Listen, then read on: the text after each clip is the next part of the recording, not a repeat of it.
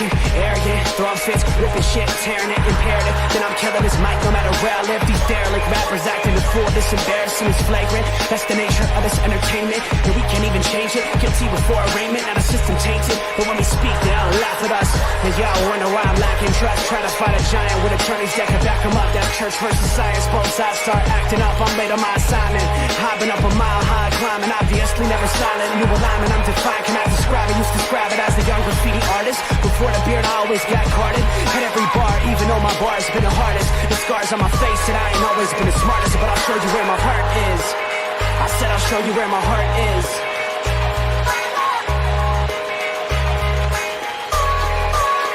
I can show you where my heart's at. See it on my sleeves. Even if the beat stops, my soul will not leave. If I never stood tall, nobody will ever see. I can show you where my heart's at. See it on my sleeve. I can show you where my heart's at. See it on my sleeve. Even if the beat stops, my soul will not leave. If I never stood tall, nobody will ever see. I can show you where my heart's at. See it on my sleeve. I can show you where my... The type of guy that would ride with the breeze. I'm higher than most people. I'm cold and icicle freeze. I'm like him to Mike Tyson. I'm a bison, a beast. I'm hot like Jamaica, like right by the beach. My pops is from a spot where they're fighting for peace. 8 years old, out there watching people fight in the streets. All these sirens only make the violence increase. Yeah, we're still not loving police.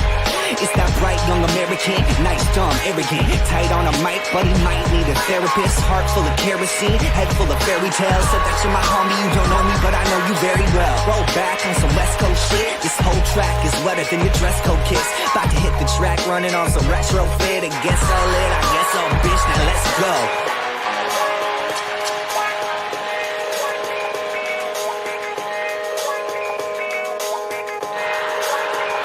Show you where my heart's at. See it on my sleeves. Even if the beat stops, my soul will not leave. If I never stood tall, nobody will...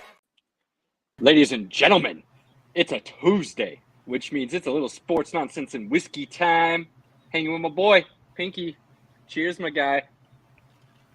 It's not whiskey tonight, but it's still alcohol, so. Yeah, you're going to need to be careful with that. The comments might get a little nasty because that's not anywhere close to brown water, my guy. Yeah, I've got a bottle of Four Roses, but I'm saving it for my trip to South Dakota. So I mean, I can't hate on that. You could always just, get another one, but I could, but I get it. I get it. More money. You want to invite our surprise guest? Should we? I don't know. I thought I'd make him, back, sweat it out a little bit. Wait. Yeah, we like Cam. Nah, we're good. Cam, come on. Everybody knows this guy. We love having him. He's part of the network. How you doing tonight? Timing. Perfect. Y'all caught me drinking some of that high-quality H2O. How you doing tonight, guy? I'm doing good. Just caught me nibbling on a cheeserito or a quesarito. Okay. But yeah, it's definitely fun, and I see that the NFL scene is, coming up, and we got Richie Rich in the building. Right. So, yeah. Thank you, Rich. I appreciate you, buddy. Yeah, I'm doing good, bud. You know what? I was just going to say is like, that with the NFL season drawing a close, what that also means. It means that Nebraska football is also coming back here soon. So that's so there's also that part of this. Cam, I love that, but if we had a bet between Pinky and I would owe him a lot of money right now. Because I said, when you come on the next couple of times, we can keep it without going down that road because the season. Oh, this thing went like 5 minutes. less than 5. Yeah. Oh, goodness. And then the viewership goes down. I'm never going to be mad about it. I'm never going to be mad. We're not talking Cam, golf, though. You and I both know that trash and the viewership goes down. They can be really good. The viewership goes down, and either way, they're still hated. So nothing changes except for how Nebraska's doing. That's right. But golf was good today. Thanks, you, Pinky. Yeah, golf was good today. Shot an 88. Saw you. Nice. Where'd you play? Just off a course right next to us, which is Plum Creek. So. I'm familiar with Plum Creek. Yeah. Wait, Castle Rock, Plum Creek? that would be the one that is being massively uplifted, if you will, or facelifted. I had friends that worked there in high school, but I have yet to been able to grace my presence on that course. Now might be a good time with the amount of renovations and stuff that they've done to the place. I mean, the clubhouse is finally done. They've done a lot of remodeling on some of the holes. Basically, with the fact that you have new owners, and of course, with the fact that you have them trying to truly kind of make it like a TPC Colorado, like a really nice course, and plus like. My nemesis holes are 15, 16, 17, and 18. And if you play, I'd say 16, and then maybe even, somewhat of, 17 maybe? Like you get a little bit of a feel of sawgrass. And it's a Pete Dye course. So it's highly, highly recommended. Have you played Spring Valley out in Elizabeth? No. Dude, you got to get out there.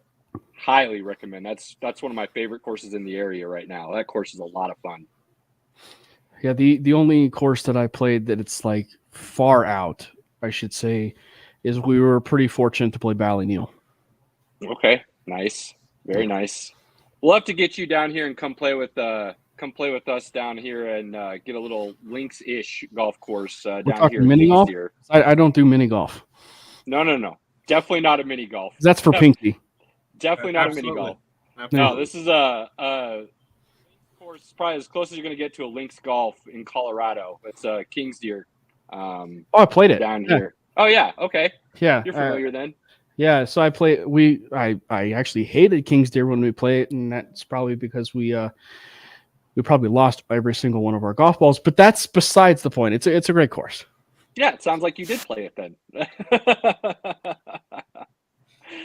Speaking of golf, we got some quick hit topics to go through, and then we got some NFL to start discussing. So the Open Championship starts Thursday.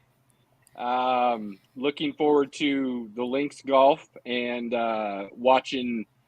It's just played so much differently than what you see on the American courses. So it's always fun to watch. Can Rory get his fifth finally? I heard Brooks is paired with Patrick Cantley for the first couple of rounds. So that should always be fun. Really slow versus somebody who wants to play really fast. Can Jordan Spieth come out? He's been playing well. Would love to see Ricky finally break through. Big Ricky Fowler guy. So I'd love to see him finally win a major. So a lot of good storylines going into the Open this week. So starts Thursday. For anybody that enjoys golf, I'm sure you'll be checking it out.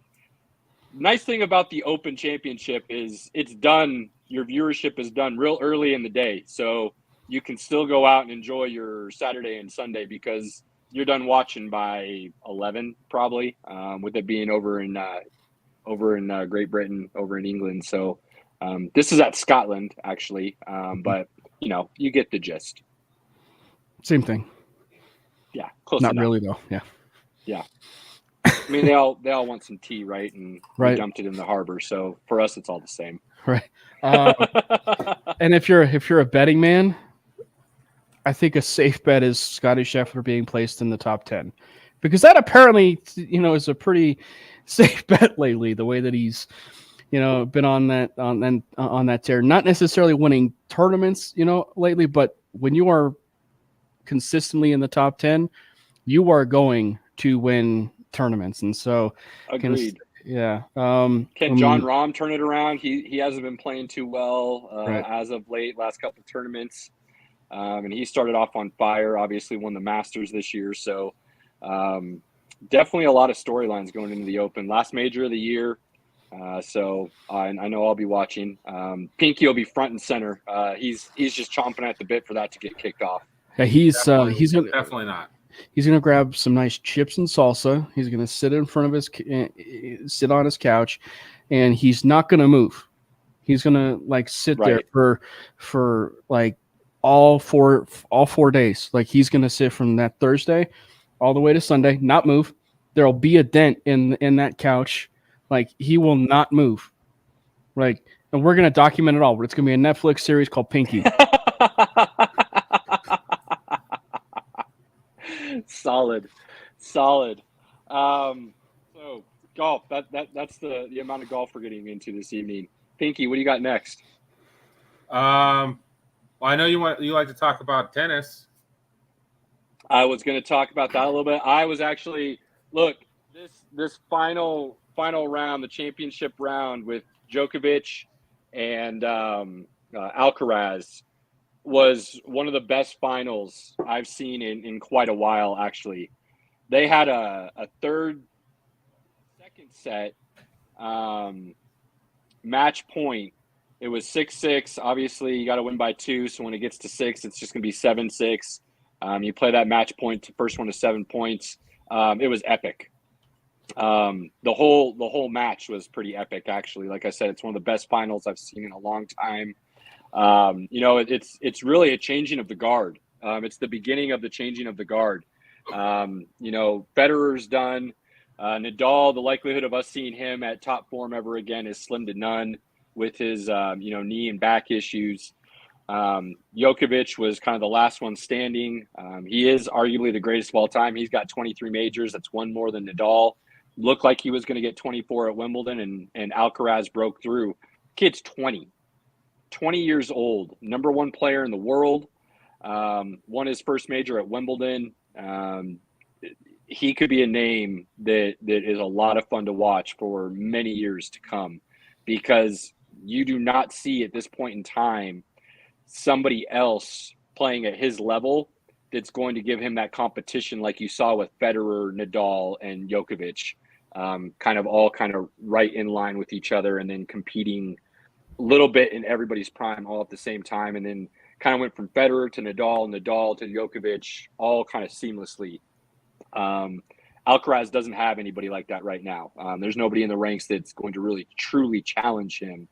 One name that could give him some trouble, but he's getting a little bit older now, and for one reason or another, or many, cannot seem to get his head right to see his full potential, is Nick Kyrgios, who talent-wise, many have said is right up there with the best as far as talent. But that mental side of the game, he has trouble figuring out. I mean, he's been open about it. He's talked about it a lot. So if he could figure some things out, he could give Alcaraz a run for some of these majors. But other than him, I don't really see any names that are going to be competing with Alcaraz going forward. Now, Djokovic is still around. I give him another year or two at high-level tennis, so we could see a little bit of a rivalry here over the next, 7 to 8 majors, Grand Slams, I should say. But other than that, Alcaraz is up and coming, and I do believe we're seeing the changing of the guard before our very eyes, from the greatest that have ever played to a new up-and-coming who, maybe could challenge that, but obviously a long way to go. He's at 1, and those guys are all 20-plus. So we'll see how that plays out over the next, 5 to 10 years. Got a lot of work to do. Absolutely. We've got a little bit of baseball. We talked about it last week. I'm going to keep bringing it up every week now until the end of the season. Ohtani is doing special things. He is ahead of Aaron Judge's pace right now for that 62 in the American League as far as home runs go. He's got a better on-base percentage. He's got a better batting average. He's got more RBIs. Everything Ohtani is doing from the plate this year is epic. And, by the way, he's also one of the best pitchers in the game. So, if you get a chance to watch him, highly recommend it. If you get a chance to watch him on a night where he's pitching, he will also be hitting at the same time. Even more highly recommend that. This dude is creating history every night he's in the lineup. So yeah, never a bad thing to watch that. To be fair, he's created history the moment the Angels drafted him, or even brought him over from Japan. Because the moment he stepped foot on a baseball field with the Angels, he's literally shown that he may be the greatest athlete we have ever seen. And actually, it's funny you brought that up, because we're actually going to have this conversation on mainly tomorrow to kind of tease a little bit of our topic. But we're going to have this conversation after we talk about the Broncos and camp battles and stuff like that. But we're going to bring this up because it's a very popular conversation, and I'd be curious to know what the people that are watching this and what you guys think, but like I've never seen someone. I mean, really, to the likes of like Dion. Like, and I know Dion's at the University of Colorado now coaching, but like Dion played baseball. Dion obviously was a wide receiver. Dion was a corner. But like, if you guys were to say like in terms of cross sports, like so this isn't baseball, but like this is like football or any other sport, who could you say like could potentially be a type of player like that, or even could you see a scenario like that in any other sport where you see an Otani, like for instance, like a goalie that's like, you know, has the speed of McCarr and, you know, the the goal scoring ability of McKinnon.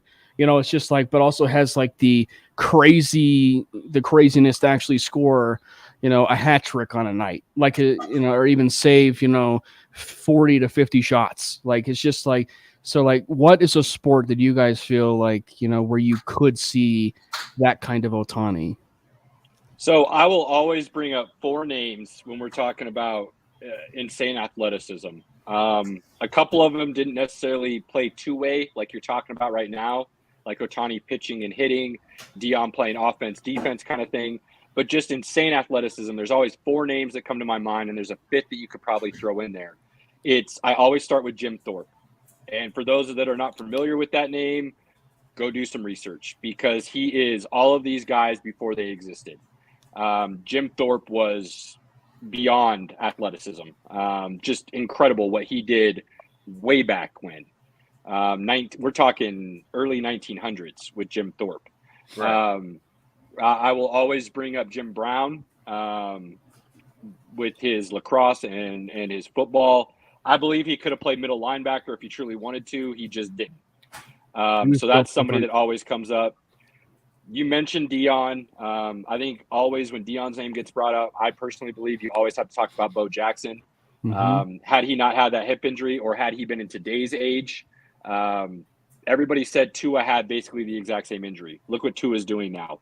Basically didn't phase him. Science was able to catch up and give him something that unfortunately Bo didn't have in his time. The other name that I think you can throw in there with those 4 is Michael Jordan. And the reason I'll bring up Jordan is because in basketball, he was an elite defender and arguably the best offensive talent we've ever seen. And then he went and played some baseball. And I've read a lot of stuff that from baseball experts at that time that said had Michael Jordan continued to play baseball, he would have been in the majors, no doubt. Had he started with baseball, we would have been talking about him as an all-time great. That's what professional scouting guys in baseball at the time I've read had said about Michael Jordan. So to me, those are the 5 names that should always get talked about when we're discussing this. Some of them didn't quite do it in the same way that Otani did, but I believe Otani now is putting his name in as that 6th guy, where you're just seeing elite athleticism at just a different rate. So I saw a stat today about Otani. In 474 games, he has the same amount of home runs as Babe Ruth, and he has the same winning record as a pitcher as well. I saw that. It's pretty absurd. One other guy that I would say that at least deserves some love is the guy who, you know, broke the color barrier, and that is Jackie Robinson. Is another one of those guys. Multi-talented athlete. You know, I mean, it was pretty well documented the amount of sports that he could play. So I would say Jackie Robinson is one of those. But my question was more for in the future. So like if you guys were to forecast something like in the future, do you guys see a Shohei Ohtani in the NHL? Do you see a Shohei Ohtani in the NFL? Like, because I find it funny and stupid at the same time when they show Patrick Mahomes, you know, when they did that little tweet the other day, like then they showed, you know, Pat Mahomes and, you know, and Shohei, because like again, we're talking about a guy, you know, and we're talking about certain, you know, athletes that certainly play different sports. That's nothing new though. I mean, we're talking about a guy like we're talking about a player that can play offense and defense basically for like the NHL, you know, NFL. NHL is probably one of the easier ones because, like, if you could get a defenseman that could score, you know, 50 goals in a season, has that kind of scoring prowess, but also still one of the best defenders in the league, that definitely would change the game. But see, to me, that would be a goalie though. For me, like it would have to be a goaltender for me, for like a Shohei Ohtani. I mean, a goalie to be able to. I mean, is he just playing? Is he taking the pads off on his rest day and playing the game? Because I mean, you're not having a goalie score from the goalie net. I mean, that's not happening on a regular basis. But he would have to be like a guy, and Caleb, you can chime in too. But it's just like it would have to be a guy that like he's not a goalie every night, but like he would be a goalie like, that's probably playing in probably 20 games, but like he's got probably a ridiculous percentage. He's probably saving about like about one puck, a little bit over one puck, a game, but he's scoring 20 to 30 goals a season, if not more, and he's putting up significant points. So it's just like I could probably definitely see a scenario where hockey would probably be that kind of scenario, but it would have to be a certain situation where he wouldn't necessarily be a full-time goaltender in that. Right. That's a tough one. If he's so good as a goalie, though, you don't really want him. Yeah. That's on the ice. I don't know if you'd ever see that in hockey. It's a cool thought, and it would be interesting to know. And I'm not hockey historian enough to know if anybody was even ability-wise had that capability that they could have done that, but just always played goalie. I'm a big basketball guy. I think basketball gets overlooked a lot in this conversation because the nature of the game forces you to play two ways, whether you like it or not. Now, in today's modern NBA, you don't see a lot of defensemen. You don't see a lot of lockdown defenders like you did in the 90s with the Jordans, the Pippins, the Rodmans. You see some guys try to specialize in it, like a Dylan Brooks. I don't think he's that good of a defender. I think just he runs his mouth and he bodies some guys up and he gets love for it, simply because it's not seen as much in the NBA these days. Kawhi would be a name that could get thrown in that hat, but he's never healthy enough to really truly see what that potential could have been, unfortunately, and which is crazy to say because he's got 2 finals MVPs, he's got 3 rings, and to say we've never seen his true potential is wild. I don't know, Cam. It's a great question. The way games are evolving today, I don't see any other sport doing it except for baseball. And I truly believe Ohtani is setting a precedent to where what he's doing could be much more commonplace in the future. Could we see another Ohtani? I don't know. I mean, this guy's not just once in a generation. He's once in a lifetime as far as talent goes. But I think baseball would be the one where we could see this replicated on a more broader scale to where you see more guys pitching and hitting at a higher level, just maybe not at Ohtani's level. Yeah, I agree with you. I think it's baseball is where you definitely do see more of the Ohtanis of the world, because, and it's actually funny. If you actually look at it from the baseball side of things, like strictly baseball, it's actually kind of going and appealing more to people that are high school athletes, right? Or even like when you were in Little League, because like when you were in Little League and you were in high school, like you were a multiple position athlete on a baseball team. You could pitch, you could play outfield. So I mean, it's actually appealing like a lot of areas to where it's like it's almost like going like in full circle again of like you basically growing up as a little leaguer again, so it's kind of funny to see that. But baseball is 100% the sport where you would actually see that. And let's think back too, it's like it's also impossible for you to think, and the reason why I would say, like, if you were to probably say a sport where this could happen would have to be the NFL, and that's just simply because of the fact that the NHL is also the NHL, soccer, and the NBA is just way too fast paced for there to be someone like an Ohtani in that regard, where it's a pitcher who's, they're in the field, doing the pitching and whatnot. And then you have him going up to bat. Right. And so like the NFL, you actually have the opportunity for the offense to not be on the field. And then you have the opportunity, for him to maybe even play defense. So I would say it's more along the lines of the NFL side of things, where you actually, and there, in fact, you actually saw it not as an Ohtani, but you saw it somewhat, I would say, in preseason with a New England Patriot with a guy by the name of Marcus Jones. Marcus Jones had an offensive touchdown, a special teams touchdown, and a defensive touchdown in preseason, if I'm not mistaken. So I mean, I think in the NFL side of things, like, you probably could see something like that, I would say, in terms of a player that pulls a Dion, if you will. But then again, like, that's not new. But to a certain extent, like, we've just not seen it in the NFL for a very, very long time. And so, yeah, it just goes back to just like the absurdness of what Ohtani's doing. Exactly. Like, it's otherworldly what he's doing, and it's sad that he plays for the Angels, unfortunately. Well, that's probably not happening much longer, so we could see him playing some meaningful baseball next season. But two things I'll say. First off, to the NFL point, I don't think we'll ever see an NFL guy to the extent of Ohtani, and this is why.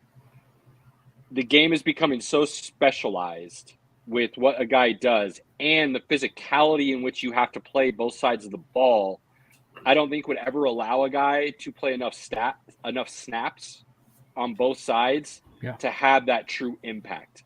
Dion was really close, but he played offense. I can't personally, and I know there were, but I can't personally remember a highlight reel of Dion on offense.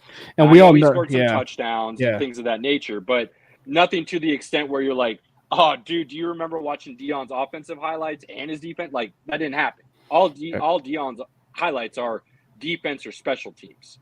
And then there's those one or two offensive things. I think about, and this is kind of a crazy name. You guys will appreciate it, though. Mike Vrabel. Arguably Hall of Fame linebacker with the Patriots. I said arguably. I'm not going to put him in the Hall of Fame, but it's not like he was a bad linebacker by any means. He was a very good linebacker.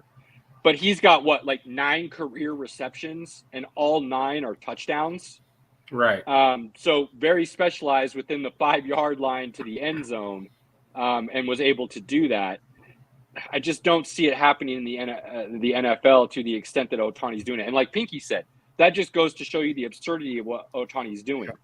Now, I don't know if you guys caught this, but about a month ago, a guy by the name of Dave Winfield, I assume you guys are familiar, Minnesota Twins, New York Yankees, Hall of Fame baseball player. He came out and said, I could have been Ohtani before Ohtani. And the reason he said it actually had a lot of basis behind it. He was 18-4 with a 3.0 ERA at the University of Minnesota. And when he got drafted, baseball told him no, pick a side. And so he picked hitting because, that's kind of how you got paid back in the day. And you got more playing time, prolonged careers, arguably. Pinky, that's looking really nice. So Dave Winfield came out and said, I could have done it, but baseball didn't have the vision or the foresight back then to allow somebody to do it. And so it makes you think and wonder, how many guys did baseball pull an NFL and square peg round hole them into not being able to do multiple things because tradition stated that you didn't do that? And even Babe Ruth, started as a pitcher with Boston Red Sox, got traded, pitched with the Yankees before they turned him into just a true slugger and hitter. His whole career wasn't pitching and hitting. That was the very beginning of his career. And then he moved into being just a pure hitter. Ohtani's going to be a hitter and a phenomenal pitcher his entire career. And we've just never seen somebody do it their whole career. So I've always wondered why it doesn't happen more. I've had baseball people tell me I'm stupid. Pinky's heard this conversation come out with some of our baseball friends in the past where I said there's no reason pitchers can't hit. And I was given a multitude of reasons why it's not possible. And I kept telling them, you're not telling me why it's not possible. You're just telling me that that's what baseball does and you have to follow it. Caleb, I don't think you're wrong by any means.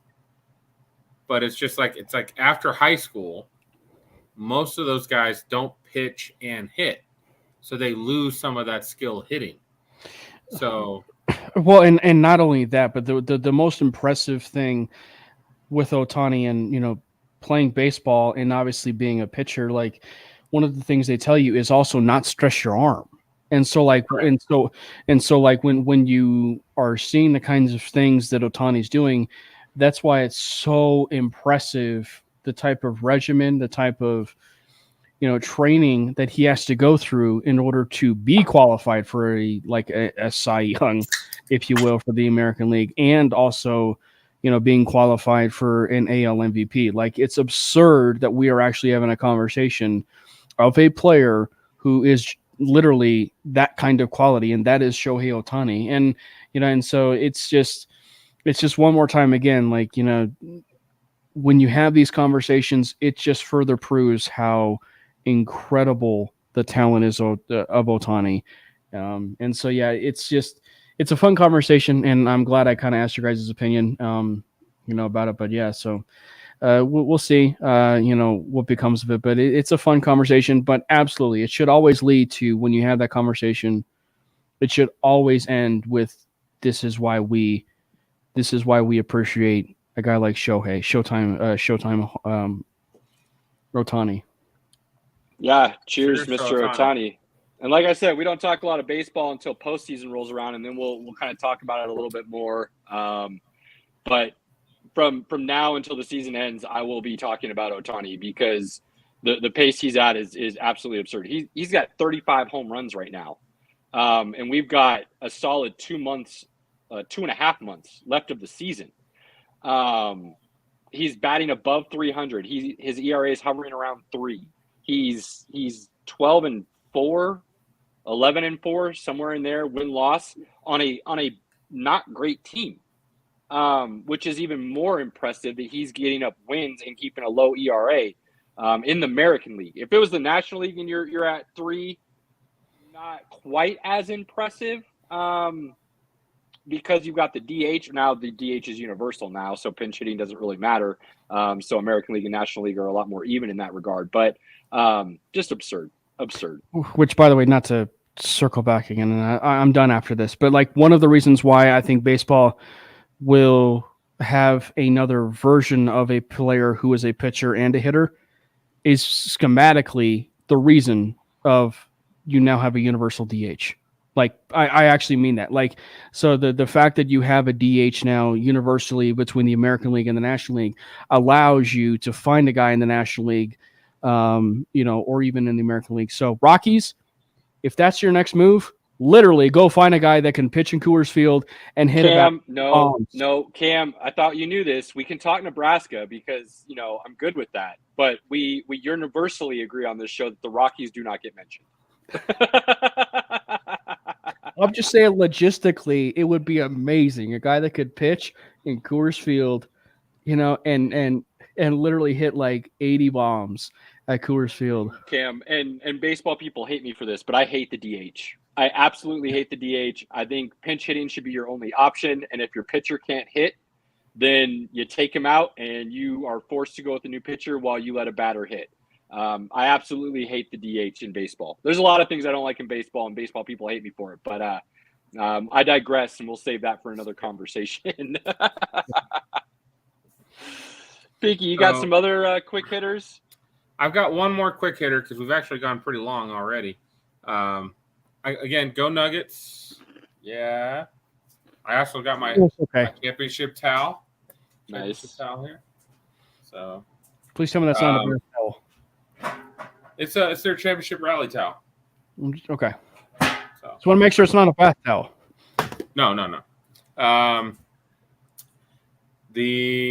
wanted to talk about Embiid for a moment. Yes. Why? Embiid's my guy. Why? And he's your guy, really? When did that start? Well, he's KU. Like, he's a Jayhawk. I know it's only for a season. Okay. Yeah, okay. I'll let you have that.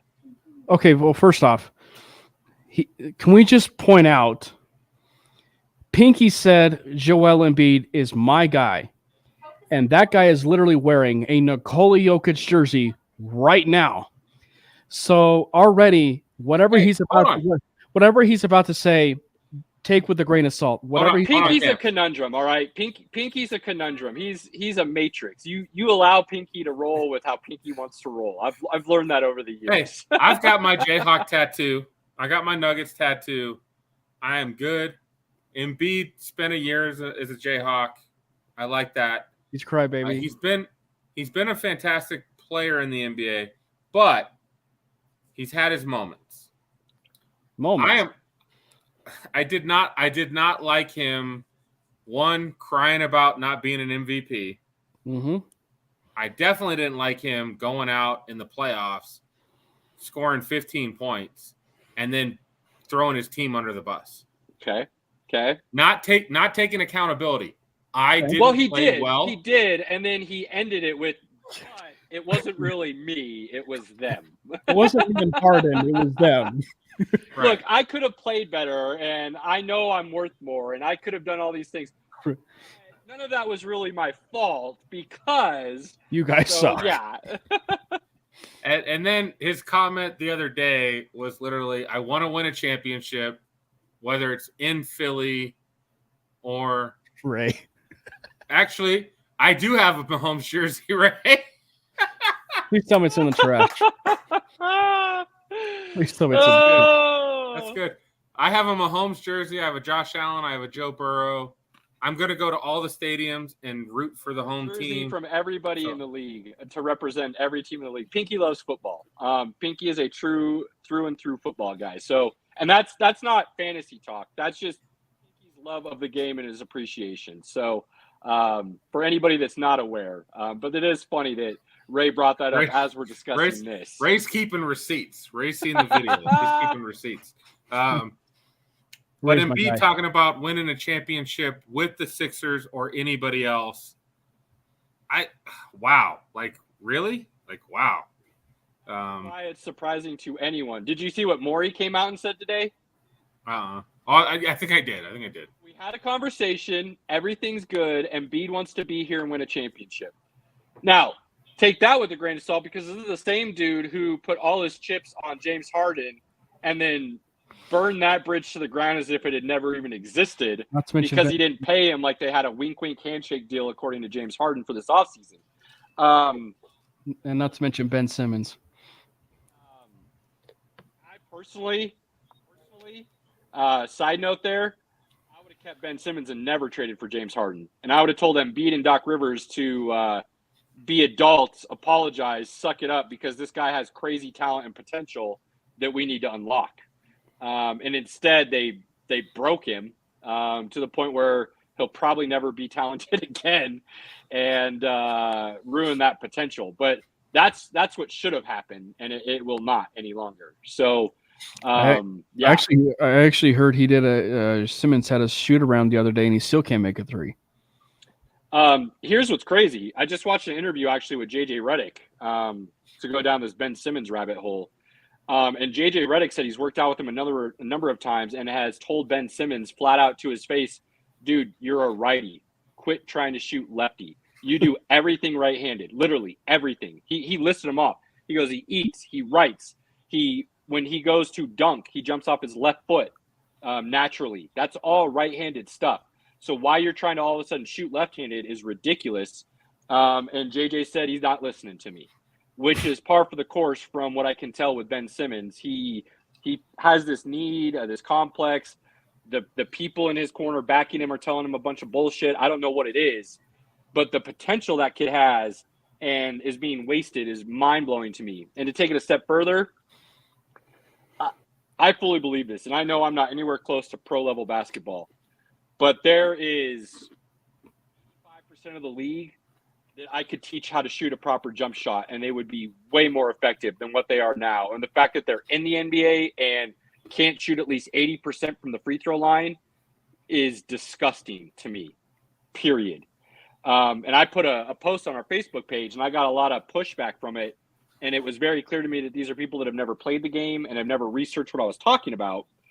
But there is a guy by the name of Rick Barry who has spoken time and time again that shot underhand free throws for his career and was an excellent free throw shooter because of it. And the fact is, with underhand free throws, there's less mechanics involved, which means there's less room for divergence in your shot, which means there's more consistency available to you. And he said if Shaq had sucked up his ego, dropped his pride, and shot underhand free throws, he could have made Shaq an 80% foul line shooter, which means Shaq would have been the all-time leading scorer, and we would be talking about Shaq as probably the greatest basketball player to ever play the game. So the fact that there is so many egos and pride involved for guys who say they just want to win and are unwilling to do the things that it actually takes to do that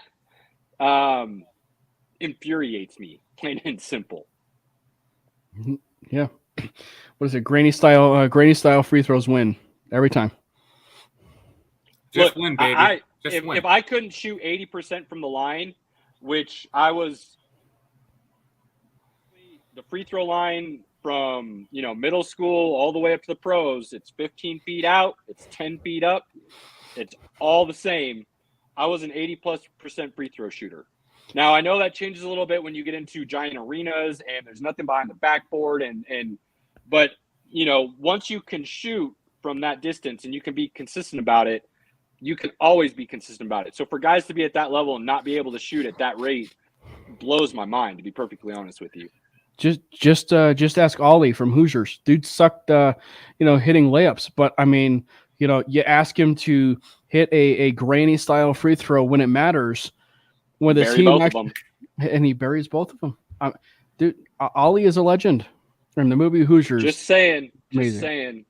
A lot of guys could be making a lot more money if they would just get to the free throw line and Granny Smith it a little bit. All right, fellas. I think it's that time. I don't know. I think we got one more week. It's NFL time. It's NFL.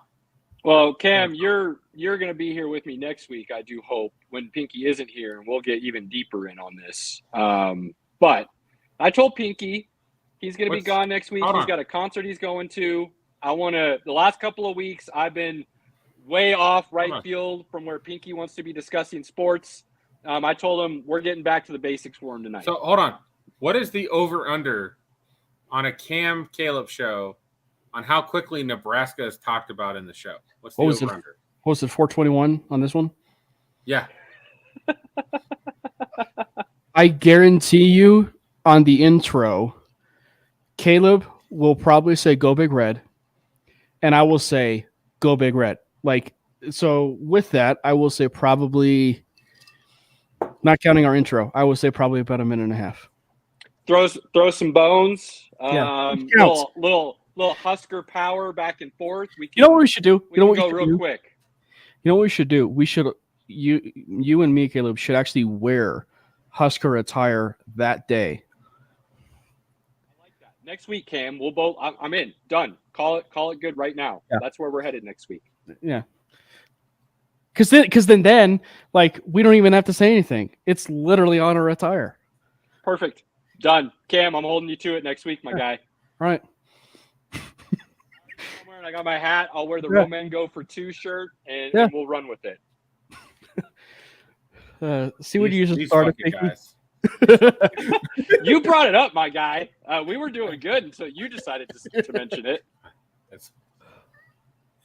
It's my fault. It is. All right. Dion's gonna have a rough week too. Let's just put it that way. Let's see. Oh, Dion's gonna roll. Let's do because he doesn't have a foot.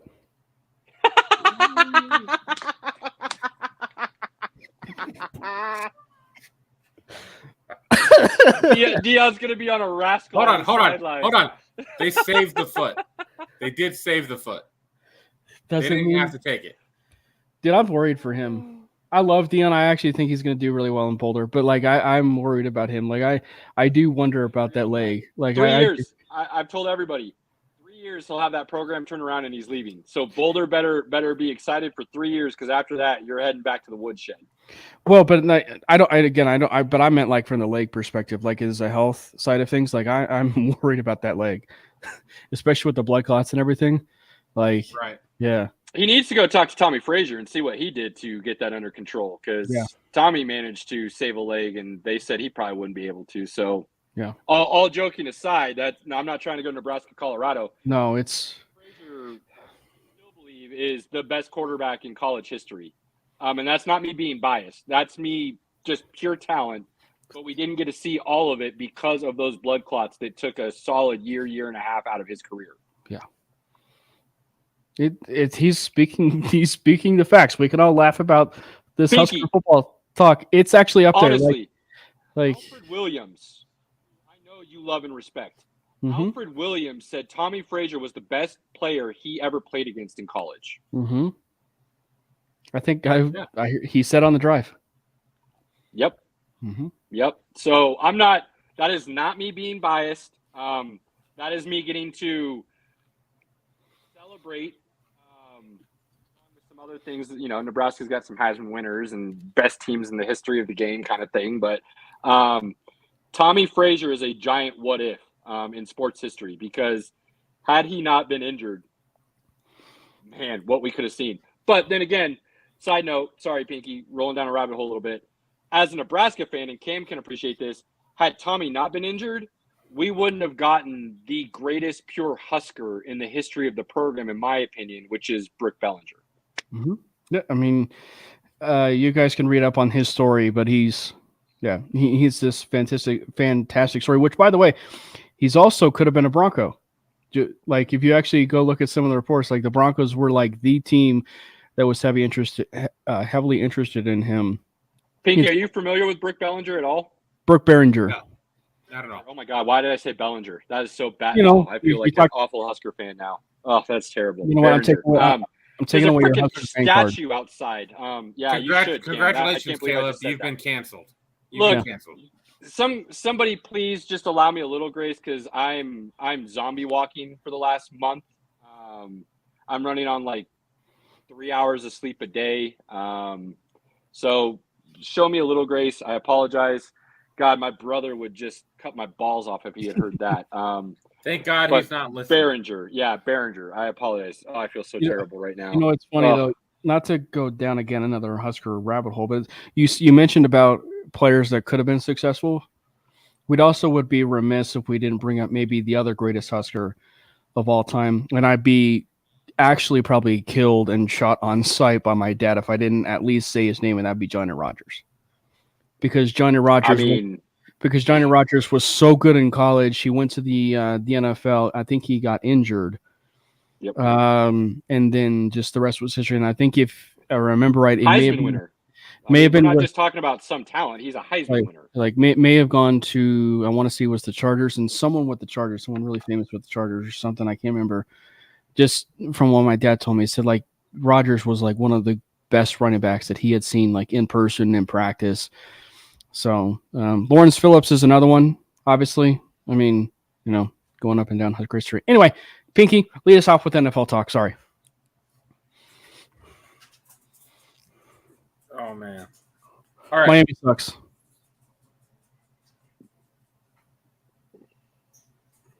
What? Did I say something? Did I just say Miami sucks? What?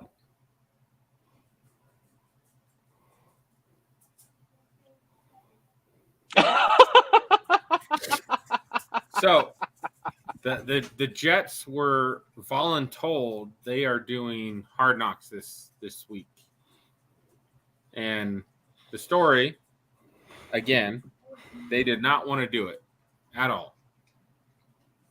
Like, that's a new story. No team wants to do it. They're just vocal about it. I just cannot wait until we hear the whole public side of what Nathaniel Hackett truly felt, you know, about, being fired by the Denver Broncos. I can't wait for this story, and I can't wait for the very public, behind the scenes of, could Aaron Rodgers have been a Denver Bronco with Nathaniel Hackett in the background? Like, I can't wait for this discussion.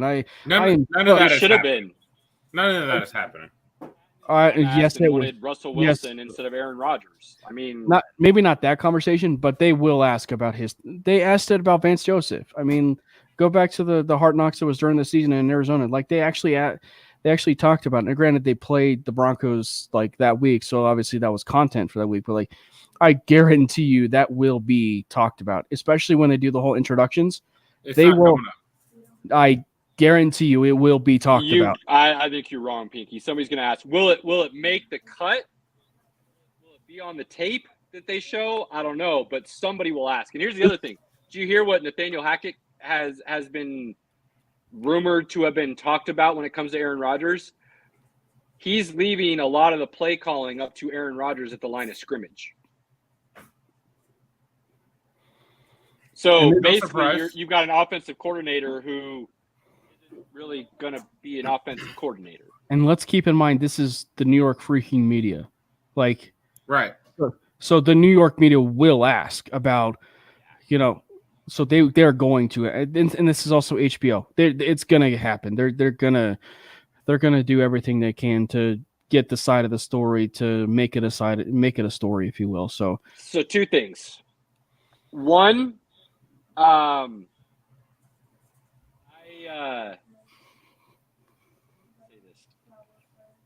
believe that anybody who calls Aaron Rodgers a diva, who says he can't handle the New York media, who says he's washed, is going to be eating a lot of crow this year.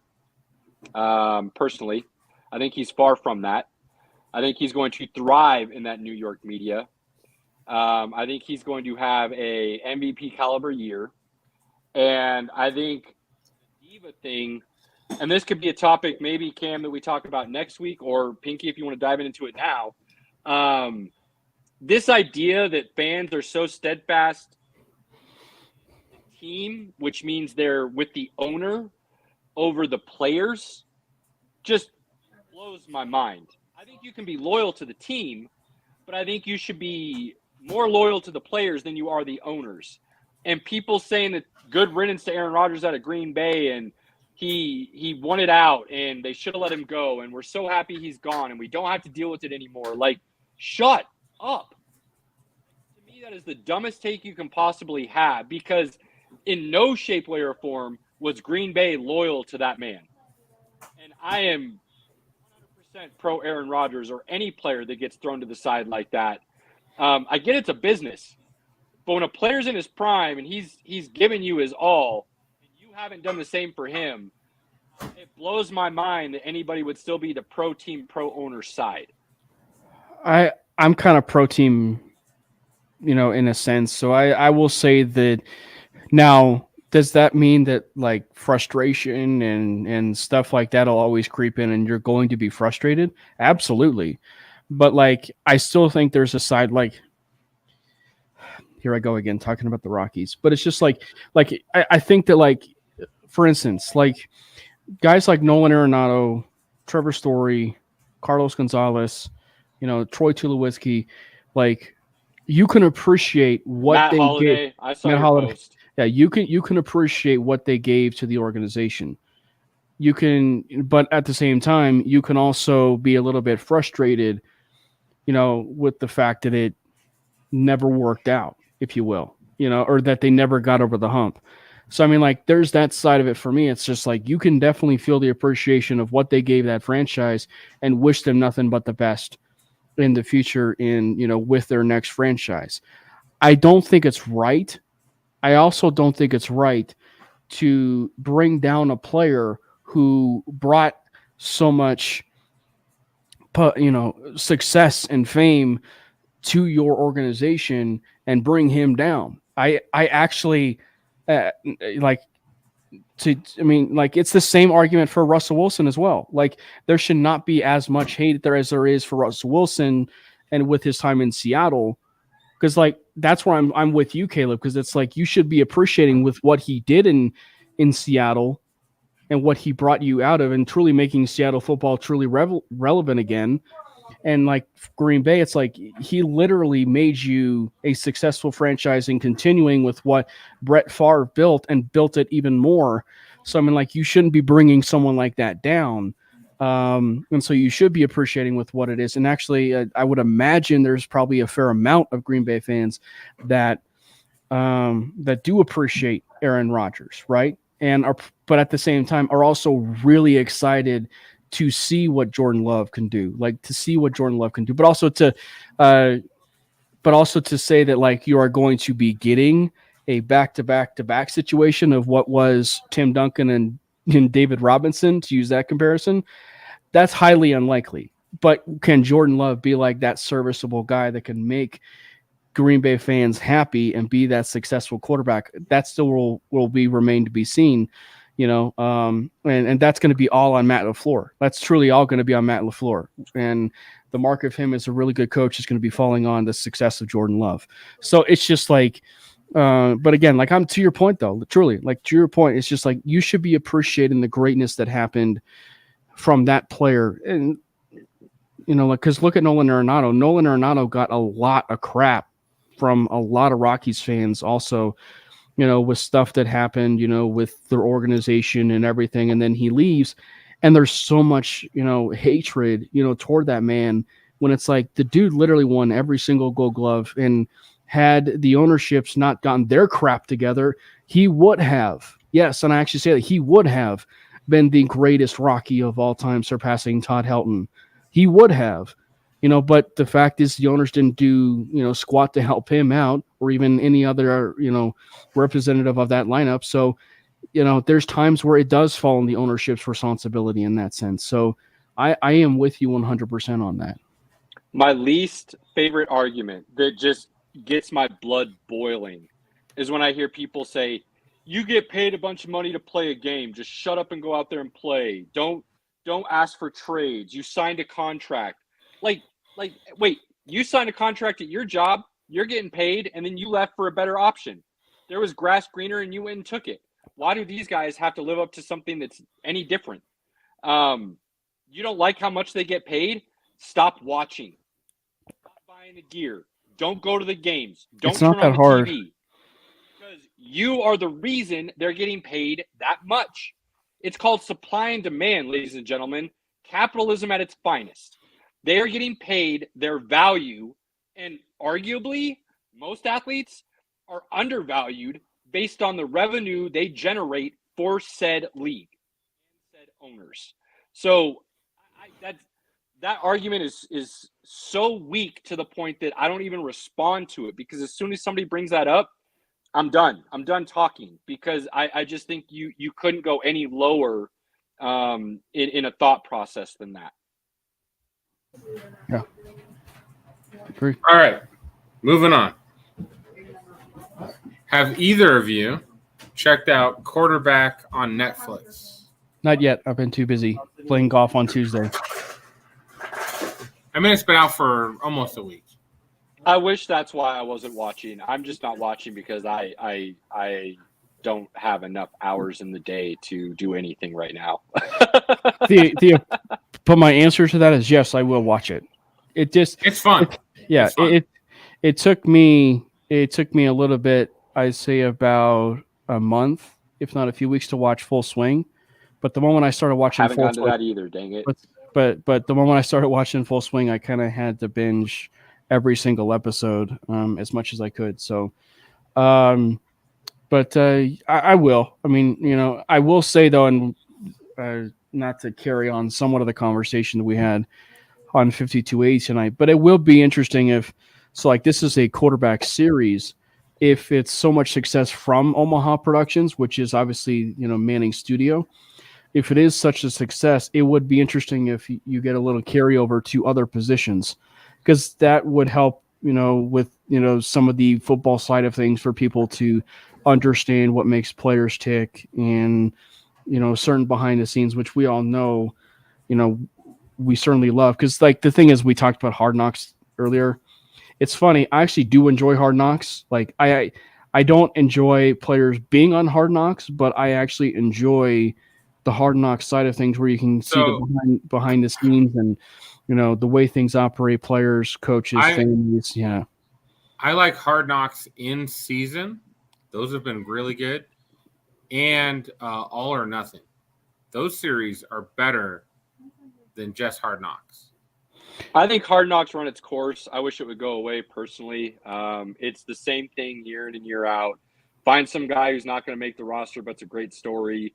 Put him front and center for a couple weeks. He gets cut. We'll move on to the stars, so on and so forth. What I'm interested in with this quarterback driven, Mahomes, Kirk Cousins, and who's the other one? Marcus Mariota. Probably Desmond Ritter too, if in that conversation, probably some too. No, not at all.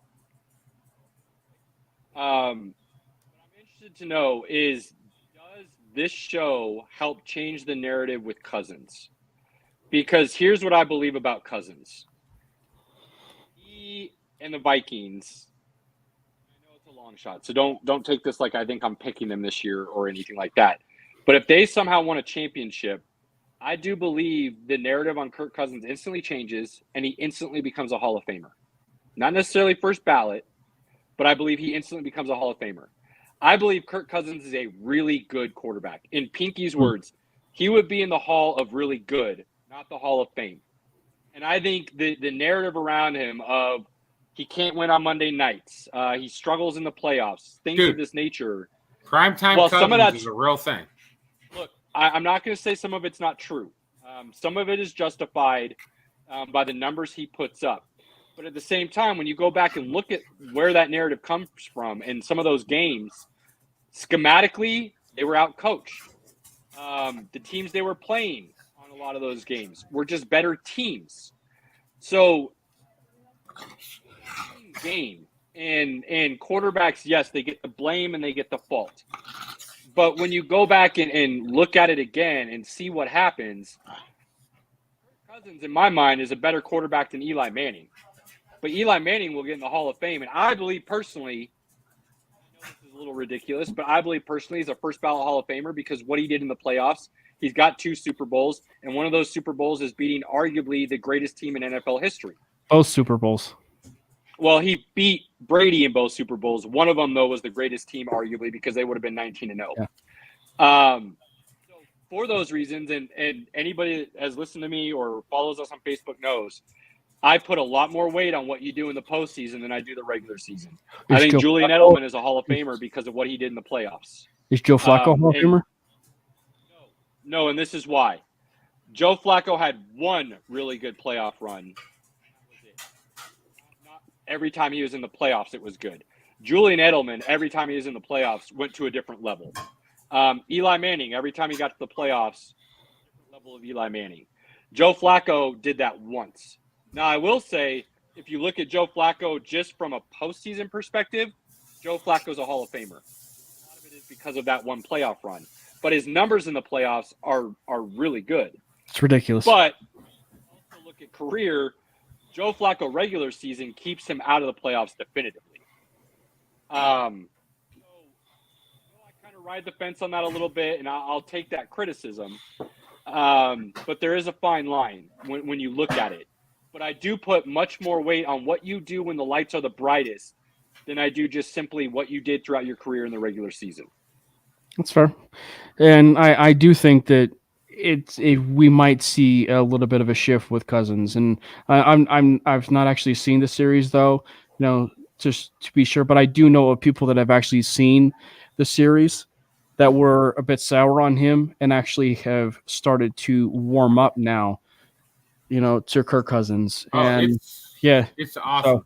So it's definitely going to be interesting to see stuff like that happen. And I think what would also be cool is if this particular show series on Netflix actually has success, which I'd imagine it will, it's going to open up a lot of doors for other quarterbacks in the NFL. Like for instance, like what would be really nice is if, say, my guess is it would be this particular season, right? But like if you were to say go into the mind and choosing Tua Tagovailoa, like if you were to choose him to kind of go and do a little bit of a backstory about everything that happened in the season prior, and so like I think it opens up a lot of doors and possibilities for, something that is like you get the opportunity to not just pick the brain of,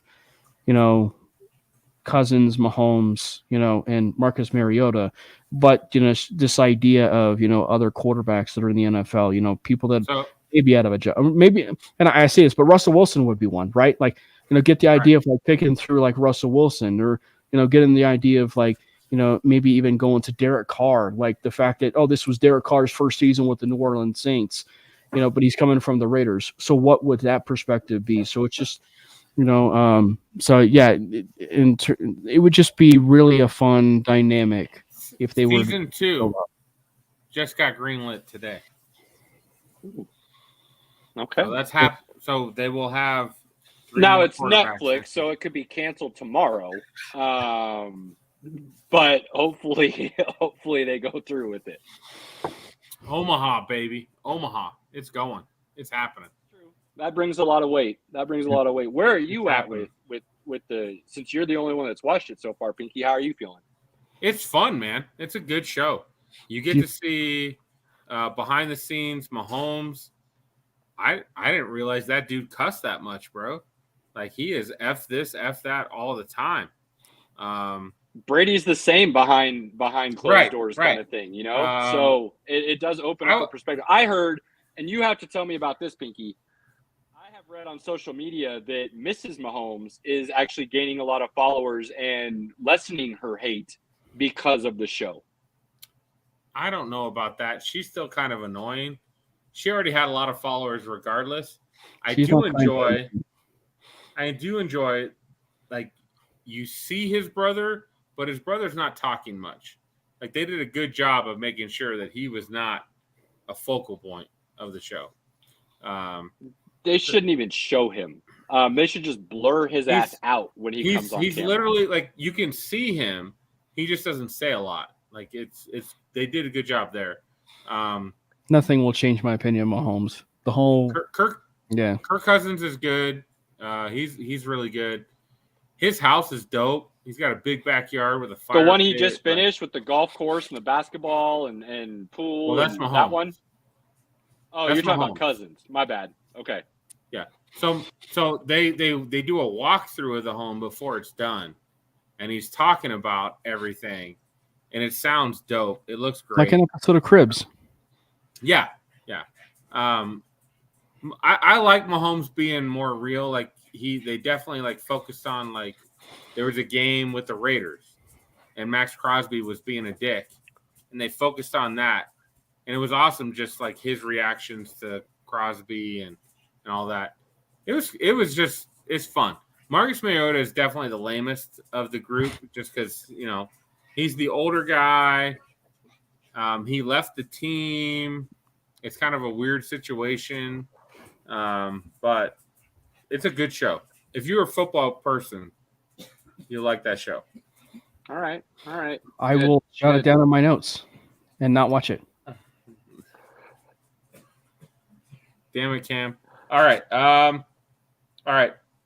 One of the topics I want to talk about is this Mike McCarthy's last ride. Is he a dead man walking?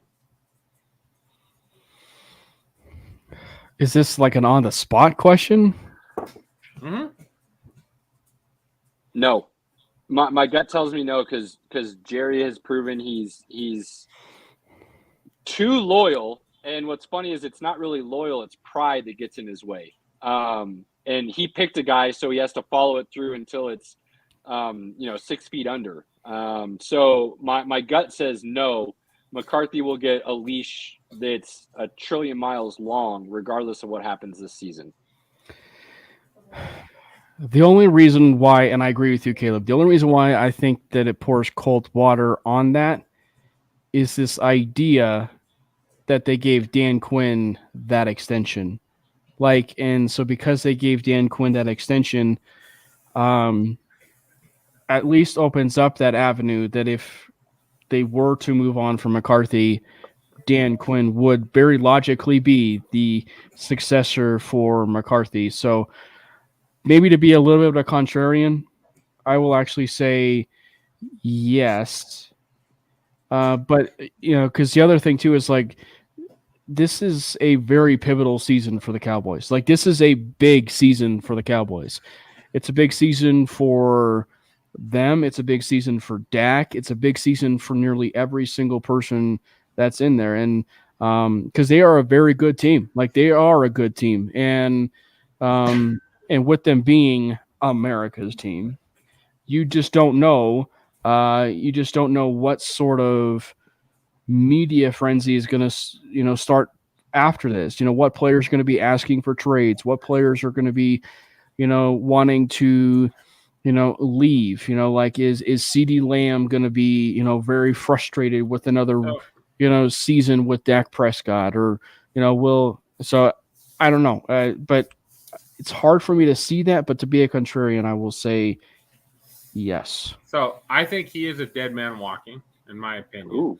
Ooh. He's the one. He let Kellen Moore walk, which, again, I could see that happening. He's going to call the plays. He's going to run the football. But he's going to run the football with Tony Pollard. That's it. And who else? You can't Nobody. You can't just Rojo. run. Yeah, I so still believe Rojo breaks out this year. I still believe it. And God, I've been on that ride way too long, and I should have gotten off by now. But I still believe Rojo sees a lot of playing time this year. I can't see it, man. If Rojo couldn't crack the Kansas City Chiefs, Pacheco was fun, but he wasn't like – I think Rojo's technically better than Pacheco, and Rojo couldn't even get on the field. Yeah, I can't explain that one. I really thought he was going to go off last year in that offense. But I think that team, the way that McCarthy wants to supposedly run the offense, I think it actually sets up perfectly for Rojo to have. And I'm not talking like 1,200 yards and 10 touchdowns. I'm thinking more along the lines of like 700 yards and 5 touchdowns. So don't when I say go off, don't take it the wrong way. I just think he's going to get meaningful snaps because Tony Pollard's not a 3-down back. And I think Dallas knows that. I think they're allowing the hype to be built up because Jerry loves people talking about the boys. But Pollard is not a 3-down back. He's just not. And somebody's got to come in and run on first and second down or spell him from time to time. It's not crazy to think Zeke comes back. It's not. it is crazy. Yeah, It's I can't not. see that in any shape, way, or form. Yeah, I just can't see it. Yeah, I don't think McCarthy wants anything to do with him. He's Jerry's godson, if you will. But I can't see McCarthy wanting him there. And if McCarthy's really – look, McCarthy was allowed to make a call and let Kellen Moore go and came out and said, I don't want to be the highest scoring offense. I want to be a running offense, which I still can't believe those words came out of his mouth. You're telling me you can score a lot of points and not win games? That's not an offensive coordinator issue. That's a head coaching schematic issue. Well, one of the things I think that Dallas did do really well was the trade for Brandon Cooks because they needed someone to be that Robin to Lamb. And yeah, it's not Gallup. And I mean, I like Gallup, and I really liked him coming out of Colorado State. But the thing was, it was like it's the Tim Patrick argument. Like he's really, really a solid wide receiver, but there isn't anything a Cortland Sutton flashy or a Jerry Jeudy flashy about him, that would make him a wide receiver one, right? But but he's a great wide receiver. He's just not necessarily those types of wide receivers that is a recognizable wide receiver too. And in his defense, he's coming off a torn ACL. Usually it takes the guys a year removed for that to be back to themselves. So we could see Gallup break out more than Cooks this year, possibly. But I agree. Cooks was a great signing. But Cooks was a really smart trade for them, to really make that move. And I do think that actually will benefit for them because, if you think about it, that is actually a wide receiver room that they've really needed to upgrade. I mean, they had some decent, potential pieces that was in that, but they really needed to bring a Robin to that, that field, if you will, and Brandon Cooks does that. And let's be perfectly blunt, he is a very good wide receiver. He's been on numerous teams, but he is a very, very good wide receiver. You don't need to look. He's like just barely not a wide receiver one, and that's what's hurt him his whole career. Except for New England.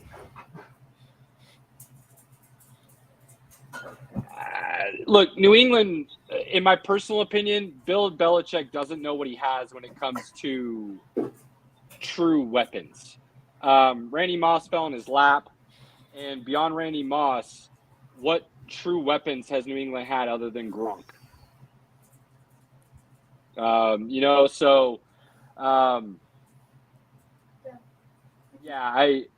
He was a wide receiver one in New England, but Belichick didn't want to pay him as a wide receiver one, so he left. I'm surprised he didn't stay. But again, I think that was more to do with he's not quite a wide receiver one, and they didn't want to pay him as such, which is what he wanted, and so he was allowed to move on from there. But I really like Brandon Cooks. I'm with you. I think he is a phenomenal talent, and I think he's going to be a huge get for the Cowboys. Yeah. But so what else is since Pinky left us to go put on his Mahomes jersey, what else do you have to talk about for the NFL? I've got it. The 5280 podcast. Okay. You're still there. Well, before you move on, Pinky, how are you feeling about the boys? Where are you at in this whole situation? I think McCarthy's getting fired, bro. They're not going to meet. So, what does he have to do to not get fired in your mind? They're going to have to make a Super Bowl. Super Bowl, or he's gone? That's where you're at? Super Bowl. And I don't think they're beating the 49ers with Sam Darnold or Brock Purdy. And I don't think they're beating the Eagles. So, I mean, that's just it. He's a dead man walking. That's my opinion. He went out and said, Kellen Moore he is not good enough to let us win. So he put it on himself. He took that. He had a fall guy. I can blame Kellen Moore. He doesn't have a fall guy anymore. It's on him. Kellen Moore was Jerry's guy, apparently, by all accounts, and Jerry allowed that move to happen. So you really think Jerry's going to – but doesn't that look bad on Jerry then if he gets rid of McCarthy? You think Jerry has it in him to actually make that call? No, because Jerry can say, you said it was Kellen Moore's fault. It wasn't Kellen Moore's fault. It was your fault. You suck, which he does. So I think McCarthy's a fall guy. It's going to happen. But Jerry hired him in the first place. I find it hard that Jerry would finally. We know was a mistake. We know that was a mistake for the beginning. Jerry's going to admit he made a mistake? Jerry will never admit that. He's going to blame it on McCarthy. But we all know if you're a good coach, you get more than one Super Bowl out of Aaron Rodgers. Period. We knew McCarthy. This is going to sound crazy, and I'm not a McCarthy guy, but I personally believe that's more on the organization than it is on McCarthy. He does make some pretty dumb decisions, though, in game. He does. I'm not going to say he doesn't, but that organization has proved time and time again with the leadership in place currently that they have no effing clue what they're doing. And this is what I've said time and time again with the Packers is that they are always trying to build for the future while sacrificing the present. Right. Which is why they're always good but not great. All right. What else? Going back to running backs, which again, we don't have to go very long because the 5280 podcast talked about it. Good podcast, by the way. It was pretty good tonight. It absolutely was. I do like Mr. Clean. Mr. Clean was on the podcast. That was awesome. Yeah, I like when he puts his glasses on his head and it looks like he has 4 eyes. It's so good. So good. Running backs, the devaluation of running backs. I'm just shocked. I'm not shocked by Pollard not getting a deal. I'm not. You're on the franchise tag. You're going to pay for $10 million. That's an upgrade for you. I'm fine with that. I'm on the middle on that one. He deserved a payday. He got it with the franchise. He deserved no, he did. If you look at the Cowboys though, and you knew exactly who was the person that they should pay versus he and Ezekiel Elliott, it was Tony Pollard all the way. So I mean, I'll agree with that. But out of the three that Pinky's about to mention, I will say Pollard's the easiest one to replace through the draft. that's fair. But I think in terms of just the Cowboys in contract, I think there's obviously not the Saquon Barkley, probably asking price or whatever, but it's just like they probably could have at least come to some sort of deal, and maybe that's just Pollard being way too greedy for his own money, and just being like, hey, I want way more than what that franchise tag is asking. I think a good agent could have got him a fair contract with the Cowboys. It's hard to say because with the under depreciation and the devalue of the running back position, it's hard to say. And maybe that's why, because you have a franchise tag that just fits right in line with the right money, if you will, a 1-year deal, a $10 million deal, if you will. It just fits right in line with, probably with what a team wants to pay a running back right now. It just sucks. I've always agreed that they should have never paid Zeke. They should have upgraded Pollard, but Pollard has never been a guy to me that says you're that elite level running back. You're somebody who needs to stick around. To me, he has always been replaceable, and it just looked like he should be more because Zeke was on such a huge decline. So I've never been high on Pollard. I think he's a dime a dozen, and I hate saying that because I think he's talented. But if there ever were a case for replaceable through the draft and the devaluation of the running back, I think Pollard is an example. I don't think Josh Jacobs is a surprise because look who the head coach is and look where he came from. New England's never paid running backs. They interchange him every single year. Josh McDaniels thinks he's some kind of genius, and he's going to continue to do that, whether it's right or wrong. And they didn't pick up his 5th-year option, which would have been a smart move, and they didn't. And then he had his best year of his career. So them not paying Jacobs doesn't surprise me. The Giants, though, and we've talked about this many times, Pinky, the Giants screwed up. They should have given Saquon what he wanted. Should have franchised Daniel Jones. Daniel Jones should have been, and I'm a Daniel Jones guy. I think he's going to continue to improve under Daboll. But they should have franchised Daniel Jones and had him do another prove-it year to say, yes, I can continue to grow and improve under this head coach. And they should have franchised him, and they should have paid Saquon and kicked that can down the road a little bit more, and they didn't. And now they're going to suffer for it because they don't have anybody else behind Saquon that's going to be even remotely close to serviceable. And if Saquon doesn't play or he holds out or whatever it may be, they're in a world of hurt, and you're going to the detriment of Daniel Jones, regress. Yeah, to piggy off of the Josh Jacobs thing, it's like I definitely am not shocked that they didn't pay him because of the organization. I'm just surprised that he actually did not get a deal because he should have gotten a deal. So it's more along the lines of that, so he should have gotten a deal. But it is funny. There is a fair argument to be made that like a lot of the volume for Jacobs happens to come against the Broncos because like in terms of success. That said, though, based on the year that he had last year, that was a great year. And so he definitely deserved the tag. And it seems like at least within the last couple of years, he's a back that's gotten better and better and better.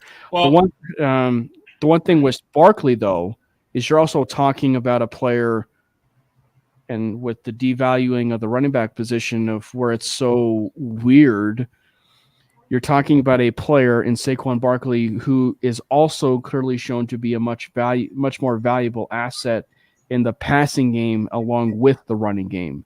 So it's one of those things like, I mean, there's that argument where like he is your best offensive player. I mean, like for the New York Giants, he is your best offensive player. Daniel Jones is a player that is, he may be a good quarterback. He may be the Eli Manning of the New York Giants as he gets better and better and better.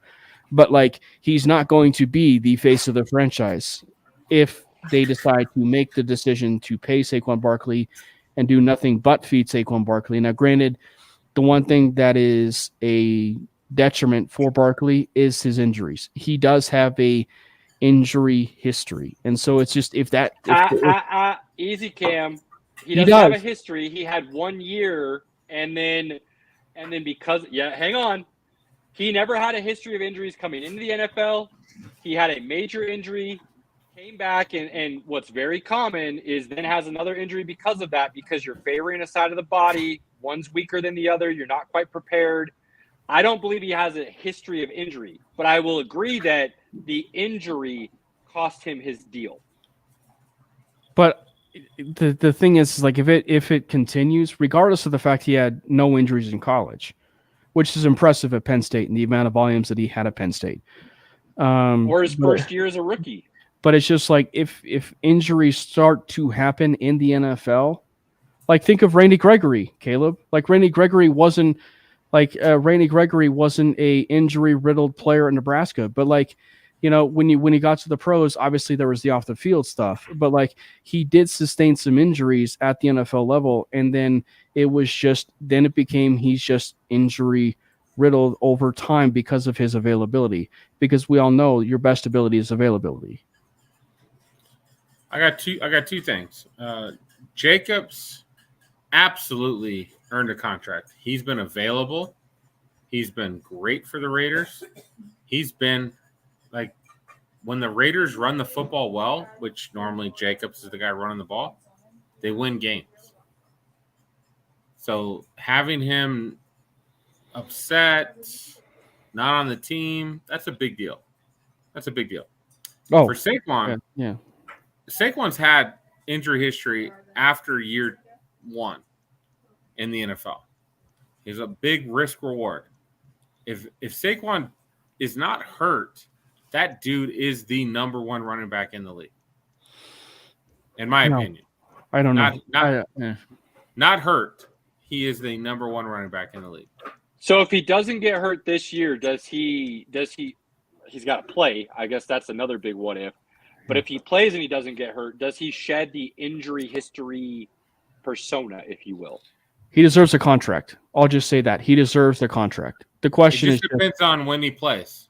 Does he come back week 1? Does he come back week I think 10 is the requirement to get a full season? Like, what is he willing to do? But the question, it would be his performance too. Like, say he comes back and he just shreds, then undoubtedly he deserves a contract. You know, and at that point you're having the conversation of not just what he did from week 10 to week, to the end of the season. 18. Right. So you're talking about not just that, but also with what he can offer as a player and everything that he's provided to the Giants, as far as versatility. So, then yeah, you are absolutely having this conversation about, his value to a team. And because, think about it, like just based on his versatility, you put him in San Francisco, or better yet, you put him in Miami, because we all know Miami may need a back like that, and if they ever get a back like that, like a Saquon Barkley, it's good night. I don't care who the quarterback is. The moment you give Jalen Waddle and Tyreek Hill, who's retiring in 2 years, that type of firepower with his versatility out of the backfield, and Miami of a no state tax with it being in Florida, good night, nurse. Does Dalvin Cook willing to take a haircut to go prove himself on 1-year deal with Miami? Because that's a very real consideration, and if he stays healthy. Now, there's a guy who has an injury history, in my opinion. Barkley does not. Dalvin Cook does. But if Dalvin Barkley's got more injuries than Dalvin. No.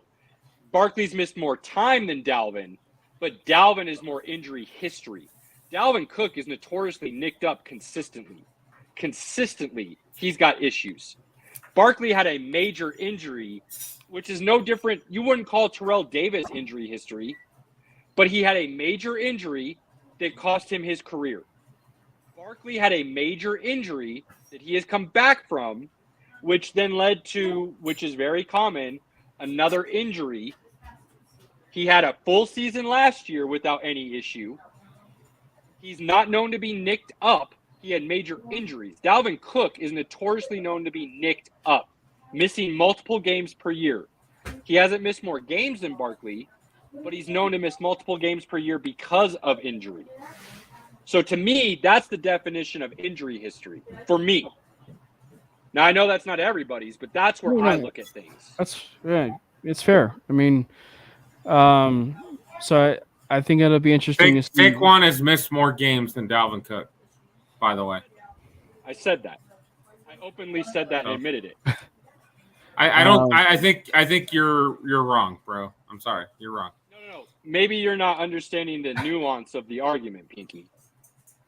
There's a difference between injury history for me. Injury history to me is somebody who's continuously having issues. Dalvin Cook, year in and year out since he's come into the league, has had issues that have cost him games. Whether it's a major injury or not, that's not my defining factor. Barkley missed more games because he tore an ACL. ACL is going to keep you out for a minimum of a year. That just is what it is. Dalvin Cook has ankle history. He's got torn shoulder. He's got knee problems. He has, year in and year out since he came into the league, missed multiple games per year. I think he's averaging like 13 or 14 games a year since he's been in the league because of injury. That's injury history. It is a fair argument. I think you may be onto something though, Caleb, because it's like, if you think of like if a player, we'll see to spin it to the Broncos for a second, we'll see what happens with Javonte Williams. But it's like the ACL, MCL, like that's a significant injury. That's his first significant injury. But like, if he is not the same back, he's not injured, and say he doesn't get injured, he's not the same back. He's just not been the same since his injury. Now, if he embraces more of a workload and he has a very different injury, like say he breaks his elbow or something, and he's out for the season, and he can't be out there, then that may end up entering the category of he is definitely got that injury history, because you're talking about a player that sustained the ACL and MCL, but he also has the broken arm now. So it's just Here's a question: is Christian McCaffrey injury history? Yes. I'm going to say no. Say no because he had a major injury that cost him time, which then coming back caused another injury. He played all 17 games last season, did he not? And the first 3 years in the league, he played every single game, I do believe.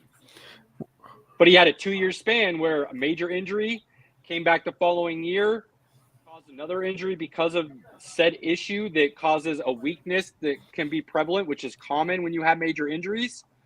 If Christian McCaffrey has an injury this year and can't play the full season, then I will say there's an injury history. But he came back from the major injuries to play a full season last year, just like Saquon did. Dalvin Cook hasn't done that. Dalvin Cook hasn't played a full season in the league. So that's where I see a fine line between them. That's actually that's wrong. He played all 17 games this year. Dalvin Cook did. I looked it up. He played all 17 games this year. I know, but all before that he did not, is what I'm saying. So then let me see, does Von Miller have injury history? Yes. I would say no. I would say no because he came off a major injury. I don't understand. Like, that just it is part of the equation. Yes, he had a major injury, but that's caused him to have other issues. But Vaughn wasn't known to be nicked up before that major injury. That's what I'm trying to get at here. But it is what it is. Like that's it. Like, but one major injury doesn't make you have an injury history. That's what I'm trying to get at here. The reason why I bring up Von Miller is the argument of Christian McCaffrey, because I think at one point there was probably a moment where I probably felt like Christian McCaffrey was, had injury history. But everybody and their mother knew the impact that he had on the football field, which may be the Saquon Barkley argument, because of everything that they offer on the football field, and so I think that, and it's an argument for Von Miller. It's like, he had, a few injuries here and there, but everybody knew the moment he stepped foot on the football field, he was the Batman of that entire defense. And so, so the moment that he got there, he's never changed exactly, who he is on the field, and who he is as a dominant player. So maybe not. Obviously, to me, Von Miller didn't have injury history, so I think it's maybe you changed my opinion, Caleb. Like maybe you did, like in terms of players, because like if you look at it from, and maybe it's minor injuries, but like minor injuries shouldn't take away from the major injury. And if he's had one major injury, then I wouldn't necessarily call it injury history. Pinky, on this topic, kind of staying in the topic, but staying going in his lane. Down the same road, but I'm just kind of moving over. He's changing lanes. I saw his blinker. Quarterback with the running back situation the way it is, and I sent you a picture. I don't know if you can get that up here because we'll bring it up in a second. But if we can't, I can go down that road and just kind of verbally talk about it. But I think we are witnessing, if the NFL doesn't correct this within the next year, literally, they have a year to correct this. By next season, this needs to be corrected. Or I believe we are witnessing such a drastic downfall of a position that I believe you will start seeing a wasteland when it comes to the running back position in the future. And what I mean by that is players in high school going into college into the pros are going to see what the running back position is valued as, and the athletes at that position will move to wide receiver, or they'll move to tight end if they're big enough. And they will completely leave that running back position to the point where in the next 5-6 years, we will not see a running back that is seen as a franchise player, that is seen as a true talent, because they will have all left that position because of what the NFL is doing right now. And I believe we are very much on that path.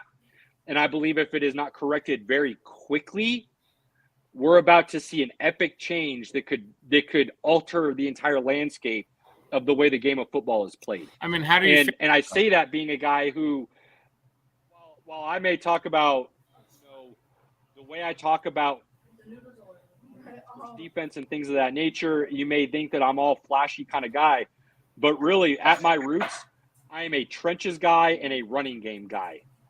And if I had my choice, I would build my team from the inside out, from the lines out, from the running back position, and running it down your throats. And a lot of that might be because I was raised on Nebraska football, and I will openly admit that bias, and I have no problem admitting that.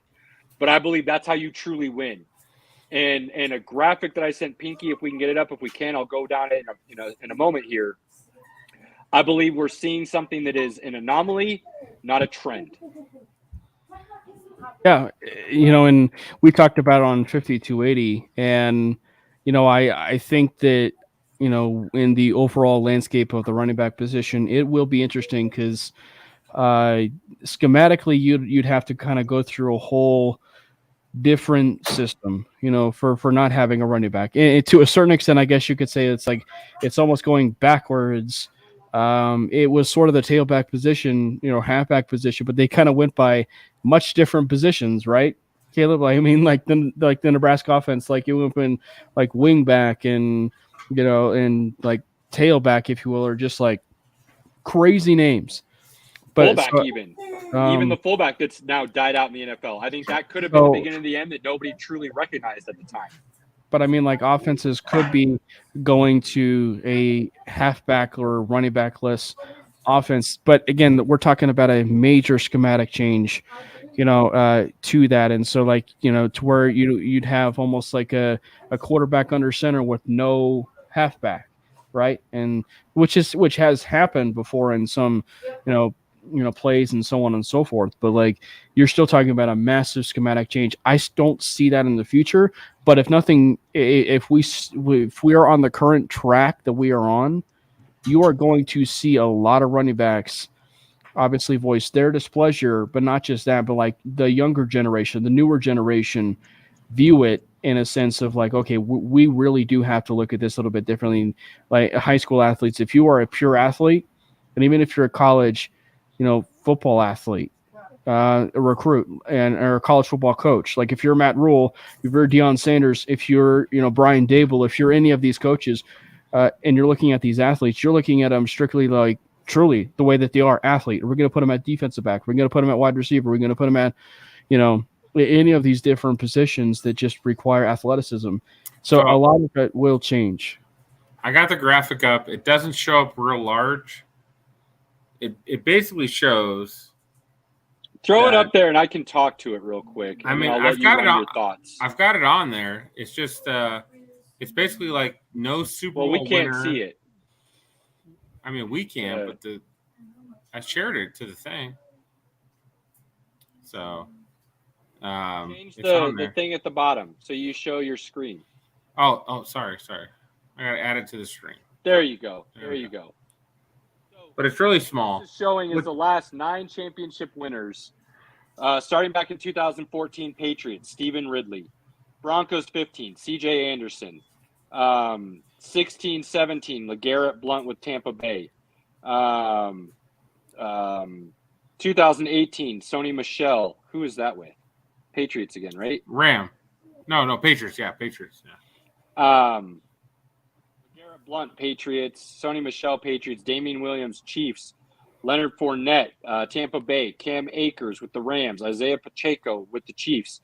What this is trying to show is you don't need a star running back to win a championship. They're paying them minimum salaries. These guys are not major parts of the offense. You just need a decent run game, not a solid run game. I believe this is an anomaly, not a trend. However, I believe the NFL is looking at it as a trend, not an anomaly. And I think that is a serious problem within the NFL. I mean, 9 years is a pretty good amount of data, though. You're right. You're absolutely right. Normally, you see something for 9 years, you go, that is definitely a trend, not an anomaly. I personally believe that, but it's hard to argue against it with 9 years of data. I won't deny that at all. Yeah. I think it's going to probably end up looking at the running back position. And, you're right. And also you're talking about a position that is easily replaced, because like we're talking about people that are in the 7th round. Isaiah Pacheco was one of them, I mean, like they can find guys, and, Philip Lindsay was an undrafted free agent. CJ Anderson was undrafted. To use some Broncos names, you can be able to find some guys that could be successful in this league. So it's just been here because I made the comparison. It's almost like a new car. Like the moment you buy a new car and it hits the road, it depreciates in value the moment it hits a road, right? That's exactly the thing with almost a running. And I think there's a fair argument to be made for like any of the other players that step foot on a football field. Like you feel like, it's almost depreciating in value. It's just about your overall performance, right? And so I think, for a running back, it's just the moment they step foot on a field, especially like they are depreciating in value because they know that their moment could be gone tomorrow, knowing the fact that they could bring in another running back to replace them. And it's pretty easy. So it's wild. Where's Bijan Robinson in 4 years when his rookie deal expires? Yeah, who knows? And a lot of people are saying that he's Adrian Peterson 2.0 or, some of these great backs. I love Bijan Robinson, but, who knows what he's going to be, after his contract is up or after the 5 years is up, with Atlanta, the player option. And Pinky has a Mahomes jersey. That's true. For Bijan, though, he got drafted in the top 10. That dude's getting paid some money up front. Well, but he's got the most money this year out of any running back. Right. But he should perform. Like if you're drafting a running back that high, which has hardly ever happened anymore, he should go out and perform, right? That's the expectation. Mm-hmm. So what are you thinking on all of this, Pinky? I don't know how you fix the situation, but if you've watched a Raiders game, Jacobs is the heart and soul of that team, offensive wise. He's the only reason why they win games. If you watch, like, the Giants are horrible when Saquon Barkley is hurt. Like, the running back position matters. You can't tell me this season the Chargers make the playoffs if Austin Eckler is not on their team. With all the injuries they had at wide receiver and Justin Herbert not, like, being hurt, can't throw the ball. If Eckler was not on their team, they don't make the playoffs. I think it's interesting because, like, Eckler's an interesting one because I definitely think he's one where you put him in, say, like a Sean Payton type of system. I think you might see his, the same amount of volume that he's had the last few years under Lombardi, mind you, like under Joe Lombardi, because that's where you saw his production, really skyrocket. However, we're talking about Justin Herbert and with weapons, like a Quentin Johnson now, but a Keenan Allen and a Mike Williams, and so they have weapons. And I think that the fact is like you look at it from that perspective and the way that they can be able to distribute the football, not just to Eckler, but to some of those other weapons. It kind of ruins a little bit of the Eckler argument because I think that they can be successful without Eckler. It's just the question is that's more of a what if situation than it is. I mean, but they have two guys that struggle staying healthy at this point. So they absolutely do. So here's a question for both of you. I believe crapshoot because the Chiefs offense, but I believe Pacheco goes for roughly 1,200 yards and 10 touchdowns this year. If that were to happen, he's no longer some kind of plug-and-play guy. He's a steal in the 7th round. He's a huge talent. He will be part of the reason they repeat. He's a phenomenal running back. But would the Chiefs pay him? Would they keep him? Or would they plug and play again because they found him in the 7th round? Does he deserve to get paid?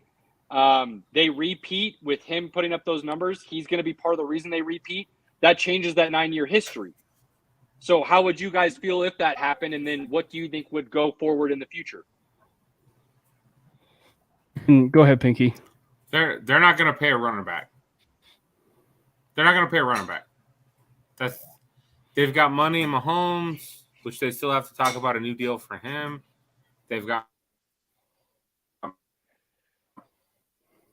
money elsewhere.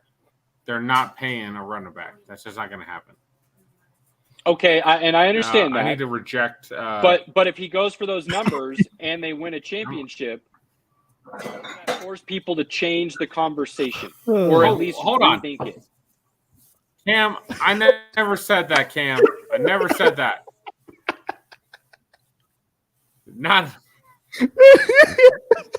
I'm not going to let this guy on anymore. I'm going to just leave him in the green room from now on. This guy. Oh, golly, jeez. Seriously, I understand where you're coming from. Chiefs aren't paying a running back. I'm not going to disagree with you. But if he does that and they win a championship again, he will be a reason why, a major reason why. So does that force people to then start rethinking the conversation, or do they say they found him in the 7th round, he was really good, but why pay him again when you can find somebody else in the 7th round? Like, it's not that easy to find a running back that's elite, regardless of what round you find them in. That's a rare commodity. But Pacheco's not elite. Well, 12 and 10 though, wouldn't you start putting him in that category? Elite. I think nowhere on the level. Well, I think I know he's not now. If he goes for 1,200 yards and 10 touchdowns, though, he starts becoming in that conversation. Would he not? Well, again, I'm kind of with Caleb though. But we're talking about a system that is obviously very quarterback friendly, but they've never had a 1,000-yard rusher, really since Jamal Charles. So if Pacheco goes off, they had Kareem Hunt. Hunt, but Kareem still Hunt led the league in rushing. But if they go out, but with the offense that it is currently constructed, and they go out and they put forth a 1,200, 1,300 yard rusher, like for Pacheco. That's not just a, and plus with the whole, they have the best. Hold on. They have the best 3 interior linemen that you can have. that doesn't, They sure, but have, like, sure. Creed Humphrey at center. They have Joe Thuney at guard, and they have Trace Smith at guard. Those dudes can like pave the way for 1,000-yard rush.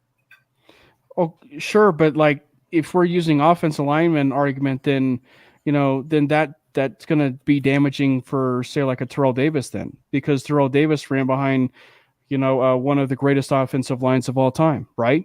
If you're going to be using an offensive line argument that, because but Terrell Davis didn't go for 1,000 yards. He went for 2,000. He went for 1,700. Sure. You're not going to have a 2,000 yard I rusher agree in if that he only system, goes for though. 1,000. That's the O-line. Different offense, though, to compare those two situations, Pinky. If Kansas City with Patrick Mahomes and Andy Reid has not had a 1,000-yard rusher. Pacheco could go for 1,000 yards. He can go for 1,200. He can go for 10 touchdowns. He's still not a great running back by that means. That O-line is really good. What you're saying is you can plug and play anybody in that offense, and they're going to do what Pacheco does, if that were the case. And that has not been proven true. The only argument against Pacheco and everything is just because of the fact it's a system. Kansas City is a system. So if you put, say, someone else, to the likes of that into, like a Dalvin Cook for that matter, into that system, it's possible that he would offer nearly the exact same type of success, if not more, in that offense because it's the system. Now, but if Pacheco can consistently do that on a relatively successful basis, then he is a very, very good running back. And obviously we would be talking about one season, but that's a very impressive season in a offense that is, it's running back friendly, but it's more running back friendly out of the backfield. But also Pacheco, he is more than capable about doing that. Like like he's a very hard running back. Like, Rutgers, certainly gets a lot of crap in the Big Ten, but like he was a hard running back. They can still be able to turn out talent from Rutgers, and he was one of their better players on that team. And he was able to be a physical downhill runner where, he's basically anybody that wants to, give praise to Javonte Williams, and rightfully so, should be giving also praise to Isaiah Pacheco because of the way he runs and being that physical presence, being that downhill runner.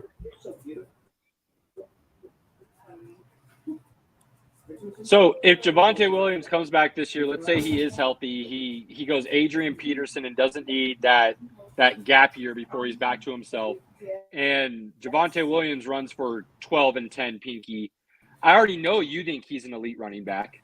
I already know you think he's super talented. But wouldn't you then have to say the same thing about Javonte? He's running behind an insanely good offensive line.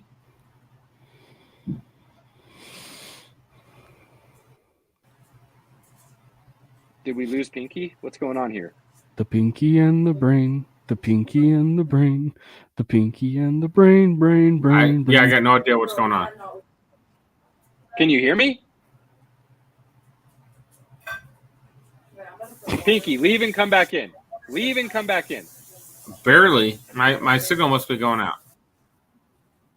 Leave. There we go. There we go. We finally killed. Can you hear me now? I got so excited we killed off Pinky. I can hear you. I don't know if anything matters though. Are you still lagging here? He's lagging so bad, like he's playing. I don't know. I don't know what's going on. Tell your family to get off the internet for the next 20 minutes so we can finish our conversation. He's playing Warzone. He's lagging really hard down there in Al Mazrah. My man's glitching. I don't know anybody that's on the internet right now. My son's asleep. My daughter's making food. My other daughter's asleep. My son just left. And my wife, I don't know what my wife's doing. What happened all of a sudden here? We're having a good conversation, and you just went MIA on us, basically. This needs to be our Instagram reel. Gosh dang it! Gosh dang it, Pinky! This needs to be our Instagram reel. When I got Pinky nothing. went lagging. I got nothing. Close out everything. Yeah. Everything and restart it and come back in. We're kicking you out and you'll come back in. Oh God, you could kick me out altogether. Close it all out. Jesus. This man's glitching out like he's playing Rocket League. He's looking like Penelope, what's her face from Wreck-It Ralph. Oh yeah. For all you people. Or even like Rick and Morty. Yes. Yeah. Yes. Yeah. Seriously. Yes. Yeah. And I'll have to say this again when Pinky comes back, and hopefully he can hear us again. Pinky's notorious for downgrading quarterbacks, but at the same time saying, well, if you protect this guy, he's good. If you don't protect this guy, he's bad. But that's true of any quarterback. Just like any running back needs an offensive line to run behind to be halfway decent. Can you hear us now? I can hear you, bro.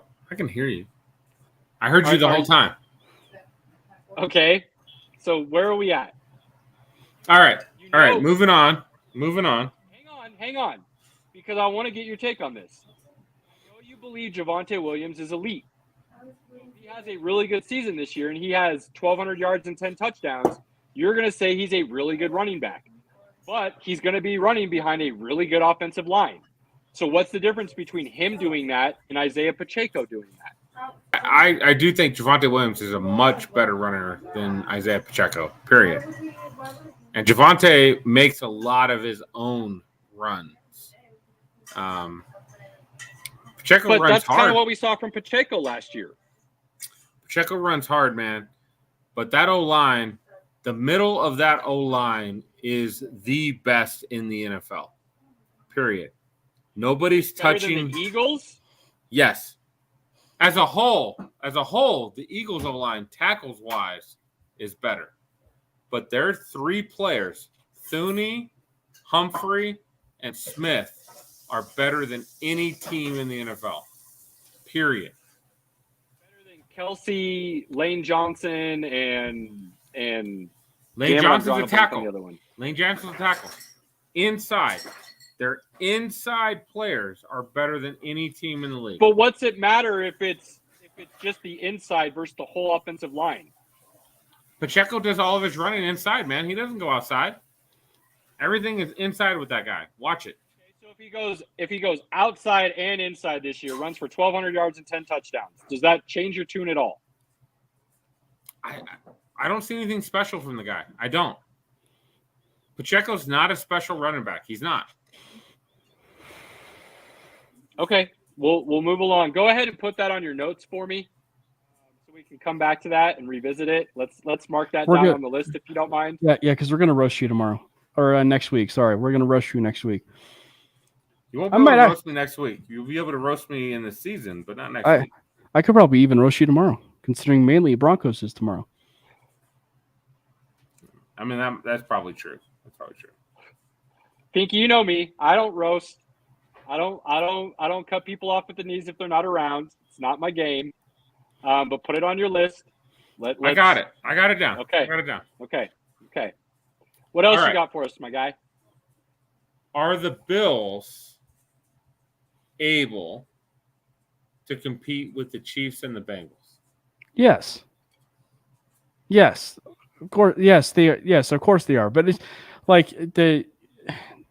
the question is just, are they able to get, because they are a Super caliber team, but like, can they get over the very typical Buffalo Bills hump, that they've been accustomed to in their team history? Can they get over it and actually win the elusive Super Bowl? That's the question. They've definitely shown that they are capable with Josh Allen, to beat a Kansas City Chiefs team or go toe-to-toe with a Kansas City Chiefs team or even beat a Cincinnati Bengals. Like, they have very clearly shown that. Like, it's just, can they actually get it done? And so it almost leads you to believe that, is this Bills team, is this the make or break it year? Like, obviously the frustrations are going to be, be there with, Stephon Diggs. If not, it's already there, but it's going to be a very interesting season for Buffalo. It is going to be a very interesting season. You go, and then I'll give you my take. I'm not sure that the Buffalo Bills are the best team in their division right now. Okay, who is? I think Miami's the best team in that division. Ray, if you're listening, jot that down. Jot that down. I don't know, man. I mean, the Bills have won the division in a lot of years, and the last few years, they've clearly been the juggernaut of that division. Miami's good. And I do think that they'll be better this upcoming year, but they have to show that they are a regular division winner for them to be that. Buffalo barely beat Miami with Skylar Thompson playing. Like, they struggled to win that game against Skylar Thompson at quarterback. If Tua is healthy, with Vic Fangio at defensive coordinator, I don't know if Buffalo's the best team in that division right now. Oh my! Cam, get ready for a headache. Pinky, are you ready? Pew pew pew pew pew pew pew pew. I know people are going to call this a hot take. Buffalo is the third best team in that division.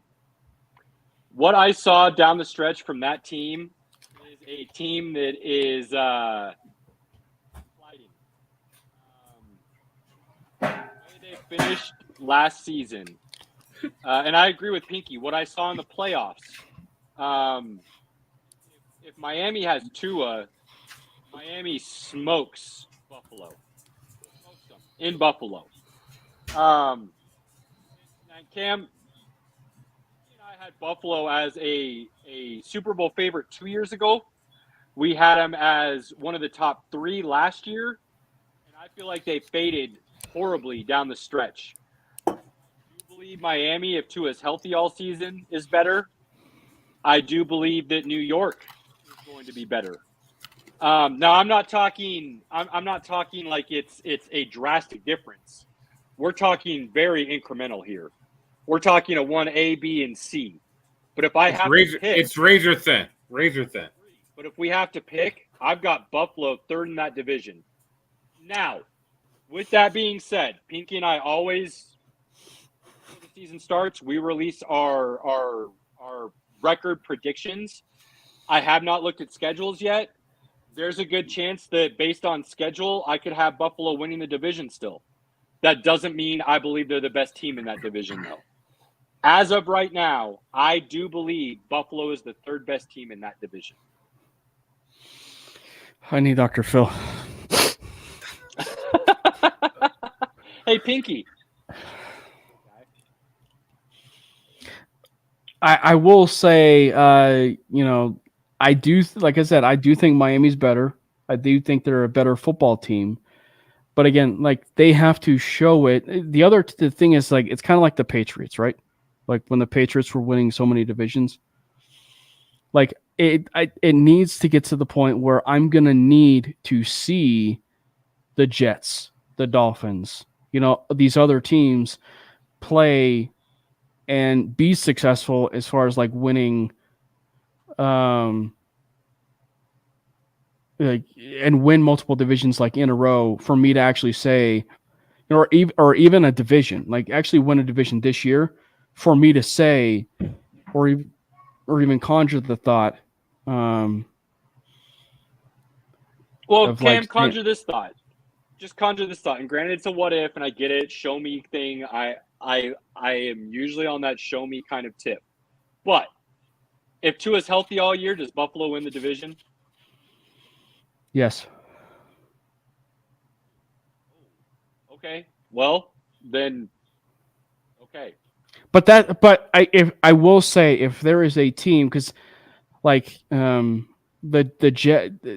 Jets, to pour a little bit cold water on the Aaron Rodgers stuff, and I know you're a huge Rodgers fan, and I'm definitely a huge fan of him as a quarterback too. It's just, I just wonder, because like there were moments, and again, like who knows, it was like an anomaly. Like last year, Stafford was poopy, Russell was poopy, A-Rod was poopy. I mean, Rodgers played with a broken thumb on his throwing hand last year. Nobody seems to want to talk about that. No, but I mean, like, and Russ obviously dealt with numerous injuries. Stafford, I sure dealt with numerous injuries, but it's just like, but like, I think is like, let's be honest. Sorry, side note. If Stafford was a baseball player, he wouldn't have played last year. He would have been out for 18 months with the UCL, and he would have had Tommy John. Right. Well, but what I'm saying is like, I just, the question is like roster wise, the Jets and Dolphins. That's kind of like what I keep coming back to, because and obviously coach as well. I mean, that's where I kind of lean more to Miami. So if I'm going to probably pick a team that can challenge Buffalo, it is Miami. Like it is Miami, just from the McDaniels stuff and McDaniel stuff. If the Jets had competent quarterback play last year, they're in the playoffs. Right. If they have good quarterback play, they're fighting for the division. I think this is what gets me, Cam, and I think, and I've had to think about this a lot, and it goes back to, and I've seen a domino effect since then. And I could be way off. If I am, more crow, I eat it all the time. I don't really care. But I think we saw a snapshot of things to come, and it's starting to play out as true. And I'm amazed Buffalo gave him an extension. The decisions that McDermott made in the AFC Championship game against the Chiefs to allow them to lose that game 2 years ago, from not doing the squib kick to playing off ball on Kelsey and Tyreek Hill and not pressuring them. I think those were snapshots of things to come, and I think those started playing out true down the stretch last year. And the only reason Buffalo was able to move on was because the other teams in that division had glaring issues at the quarterback spot that they weren't able to overcome. And lucky for Buffalo, Josh Allen was able to play. If they don't, I don't think Buffalo finishes over 500. I think they're a long way from that, unfortunately. Whereas Miami was able to finish over 500 with Tua missing multiple games, and the Jets hovered right around 500 without any quarterback for that matter. Yeah. I don't think Buffalo could be said for the same thing. But like, so that you can understand, it's like I'm not saying that it can't happen. Like I'm saying that like Miami roster, Jets roster is like not capable of dethroning the Bills, this year and winning the division. I'm not like saying that like can't happen, because weirder things have happened, and so it wouldn't surprise me. I'm just saying, like, again, I have to see it to believe it, if you will. Like so because Miami's roster is really good. It's really talented. It's young. It's ready to go. And with McDaniel, who knows? Like it very well could be like the San Franciscos of that division, to where it seems like there are better teams in that division, but it's like San Francisco. They are always there. They always somehow just seem to always come out on top. It could be like that. Like it could be like that with the Miami Dolphins. The Jets, you just don't know with that window. So like if the Jets win that division and they win it with if they win it with Rodgers in that 1 year, okay, here goes that second season. Can they win it again? And then if so, with that window, what's going to happen next? And like if they keep Zach Wilson, if they go into 2024 and get their new quarterback or whatever to sit behind Aaron Rodgers, is he going to be the guy that's going to sit underneath that and then help continue that and winning the division and stuff like that? So the Jets, for me, is more about their window. Miami is the one team truly, like if you were to say, is again roster, everything else, the team that can challenge Buffalo based on longevity and youth. This might be considered another hot take. It's not for me. I'm thinking strictly as a football perspective and how close Miami and the Jets were last year to playoffs or moving on in the playoffs, in the Dolphins' perspective, in their case. If I'm either one of those teams, I'm immediately going out right now and I'm talking to Carson Wentz and I'm saying, look, we'll pay you above average backup quarterback to come sit behind Tua and Rodgers. Because if either one of them goes down, I believe Wentz, while not a great quarterback any longer, is enough to get them both into the playoffs. And we all know once you're in the playoffs, anything can happen. Whereas where they stand right now, if Tua or Rodgers goes down, I think both of those teams are screwed. Yeah. It's possible. And I mean, like we saw it with the Broncos, right? Like even if Brock Osweiler never amounted to anything, he is one of, if not the reasons why they made it to the Super Bowl and then got there and won. Like you need a quarterback that can come in and be competent and but funny enough with Carson and Wentz, it happened with Nick Foles. Like Nick Foles showed to be that guy to take them to a Super Bowl, and they won. They beat the New England Patriots. Big D Nick. Nick. Got any more NFL stories? Or are we worried about Pinky's internet? I trust Pinky's internet more than the Broncos right now. I'm just saying. I mean, what else we got? The last thing is I've got 5 teams that I have as candidates for the number 1 pick next season. Ooh, 5. That's much bigger than I would initially guess. Where are we at? Obviously, Cardinals. Cardinals are my top. If I was betting on somebody, I'm betting on the Cardinals. Wait, pause. Help me out here. That hurts you because you believe the Broncos are going to be better than Pinky's internet? Like, I mean, look, Pinky always gets on me because I'm a Debbie Downer on the Broncos, but he is being realistic with the situation, and I find it amazing to me that Broncos fans continuously to hope when things aren't hopeful. Hold on, bro. We've been doing this 3 years. My internet has been just fine until tonight. So I want to hear that shit. Okay? But Cardinals, I've got them rated as the top team. Sure. With the Commanders as a close second. Ooh. That's interesting. I have the Falcons, the Rams, and the Bucks as my top 5 teams to land Caleb Williams. I could get behind all of those. I see actually the Commanders as a dark horse to get into the playoffs in the NFC.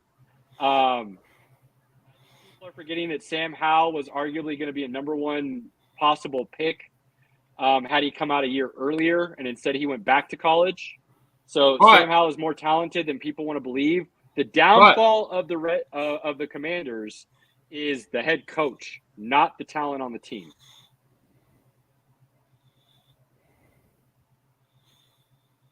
Yeah, I mean, Ron Rivera is the reason why they're not going to do anything, but they're going with Sam Howell.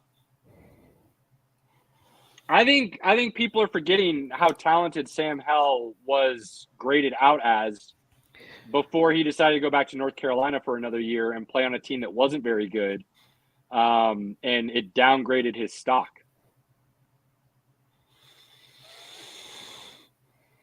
And now they have Eric Bieniemy as their offensive coordinator.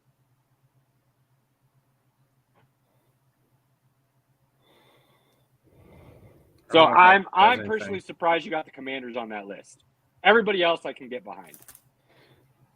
I mean, and also it's a pretty talented roster. Like the Commanders is a pretty talented roster. It's there's some flaws, to it, and they kind of feel like a little bit of a quarterback away to a certain extent. But they really are kind of putting all their eggs in the Sam Howell basket right now. And yeah, it's kind of curious. What do you have Houston in that? I do not. I would actually put the Patriots before I'd put the Commanders. Ooh, no way. No way. Not with Bill Belichick, bro. Not with Bill Belichick. He's going to win 6 to 7 games, even with a shitty team. I do think Bill O'Brien will make Mac Jones better. We saw Mac Jones ceiling his rookie year. I think they can replicate. They made the playoffs their rookie year, so I think they can duplicate that with an offensive coordinator. Not with the division better now than it was 2 years ago. I mean, yeah, they don't probably make the playoffs, in my opinion, but I think they're better than they were last year.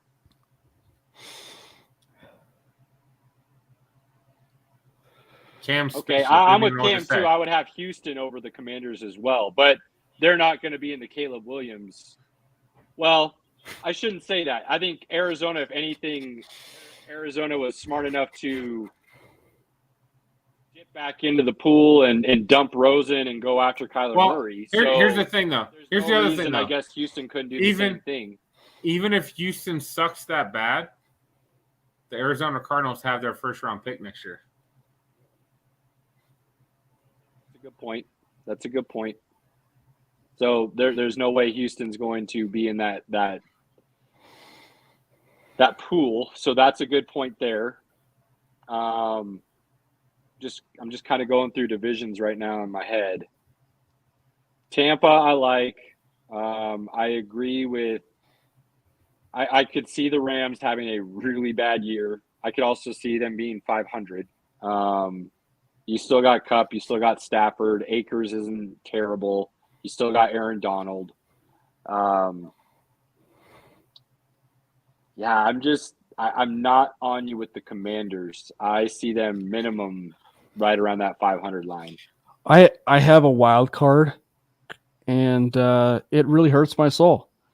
But like, it's also based on the situation and based on that the team, but the Raiders.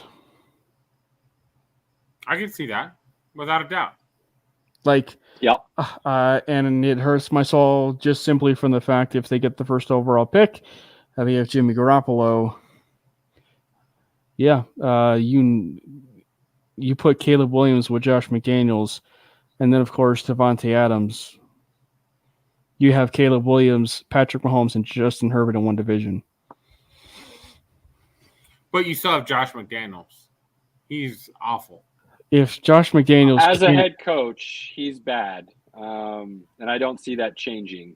But as somebody who can elevate a quarterback, he made Tebow look good. Let's be honest. There's only one person who carries the ball right here. He was already fired by then, by the way. So he drafted him. He did draft him. And he drafted Demaryius Thomas. Same draft. And Noshawn Moreno, who is 6th all-time in Denver Broncos rushing history. If he could have stayed healthy, the talent there could have been wild. Yeah, I don't think if the Raiders got the first overall pick, I don't see Devontae Adams sticking around. I see him getting forced out. Chandler Jones, maybe even Max Crosby. Yeah, that's interesting. I'll give you 4 out of the 5. I don't see the Commanders being that bad. Honestly, let's throw in another hot take for people to chew on for the next couple weeks. Thanks. I could see the Commanders' dark horse win that division because it's the NFC East and nobody's ever repeated.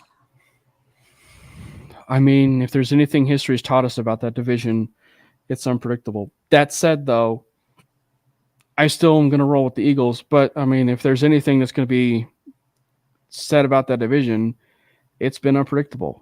But I think what would not shock me, do I think it's going to happen? And if we're going to be going off of the Fire McCarthy train, I wouldn't be surprised, say Dallas, just does not perform. What would we be surprised if they finish above Dallas in that division? So you have Philadelphia, then Commanders, then Dallas? Or would we even be surprised if the Giants finish ahead of Dallas because of Brian Dable? Like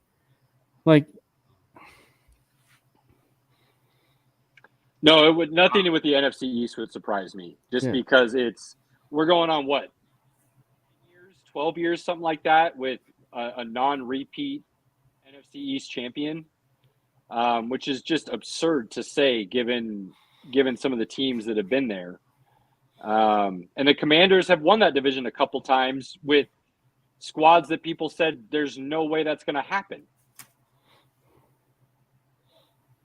Yeah. I don't see it from the Commanders. I just don't. Let's be perfectly honest with this question. I like the question, Pinky. I'll give you 4 out of the 5. Any of us see a possible scenario where the Cardinals aren't the first overall pick? I don't. When it opens up on DraftKings, I am putting money on them being the number 1 pick.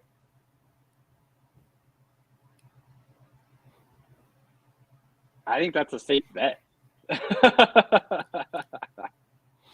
And honestly, the fact that you don't have Houston in that 5, you could almost say it's a safe bet to say the Cardinals are going to have the first and second overall picks in next year's draft. And I don't think that would be crazy. That's right, because didn't they trade? Yeah. Man, if the Cards get the first and the number 2 pick and they trade Kyler for more picks, think about this. That's dope. Kyler, for whatever you can get for him, you draft Caleb Williams and Marvin Harrison Jr. first and second. And then you spend the rest of your draft capital on your offensive line and defensive line. The Cardinals could literally go from 0 to Super Bowl contender in 2 years. On paper, based on the talent they have. I mean, we all know the NFL is crazy, but I mean, they'd have to have a coach too, though. Look, they might have their coach right now. Next year will not be and should not be a prove it year or make it or break it year for him. I also have another wild card. Okay. This is going to surprise some people because of who they just signed. Tennessee. That would not surprise me, actually. Tennessee is where wide receivers their odds go to didn't die. move. Yeah, their odds did not move. Well, and I'm saying, like, the wide receiver room, they obviously needed Hopkins, right? But, like, we don't know what the quarterback situation is going to be. Will Levis is still an unknown. He's a project. Ryan Tannehill, it's very shown he can't get them over the hump. He was successful for a few years, but he could never really get it, to where they needed to be. The offense, as we all know, flows right through Derrick Henry. I mean, and the defense is up and down. We all know who's probably going to be the kings of that division for a couple of years now, many years, maybe even to come, and that'd be the Jacksonville Jaguars. Whoever thought that would ever happen? This guy did. I know I said that the Jacksonville Jaguars would be good, but this was a while back. But I mean, I said they'd make the playoffs last year. Did I not, Pinky? You did. But I mean, like, so I would not be. I like that, Cam, because Tennessee might have the biggest plus minus in the league as far as wins.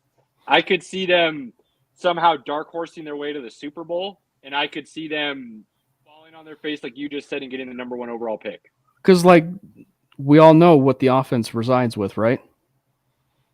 Derrick Henry. Yeah. So he falls down to injury for however long of games he's out. It could make or break whether or not they have a top 3 pick. Yep. Like it. Yeah. Then they'll probably trade it to Philadelphia, get A.J. Brown back. I'm kidding. Yeah, God, you think about that. They didn't want to pay A.J. Brown, but then they paid the money to DeAndre Hopkins. That's just...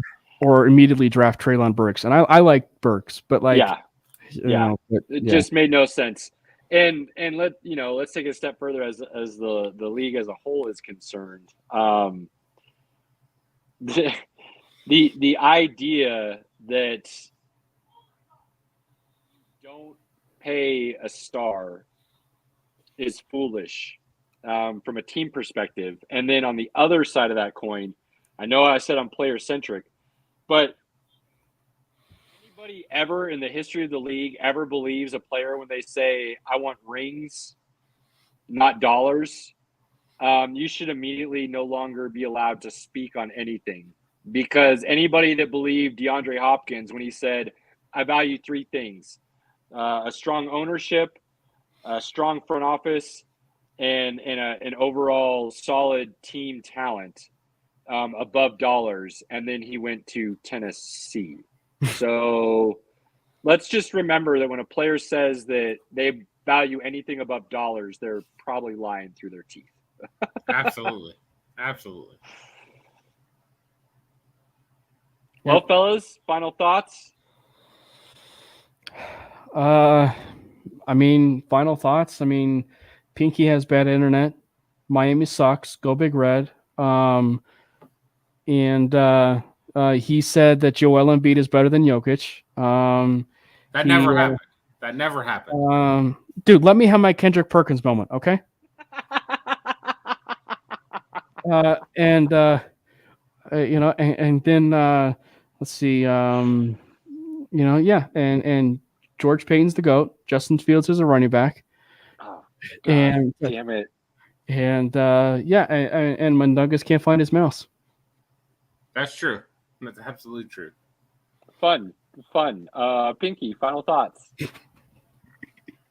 Final thoughts. I'm gonna have to get on the show next week just because. Check in from South Dakota. Yeah, because fuck you guys. You Nebraska loving motherfuckers. Thick in that skin, my guy. This is nothing compared to what I had to listen to when I was out. So easy does it, buddy. You're outnumbered. It wasn't that bad. I'm just as football season approaches, I'm excited, man. I was gonna say one of the topics I had, and we went a little long, was just like we are in the golden age of quarterbacks. Quarterback play is really, really good.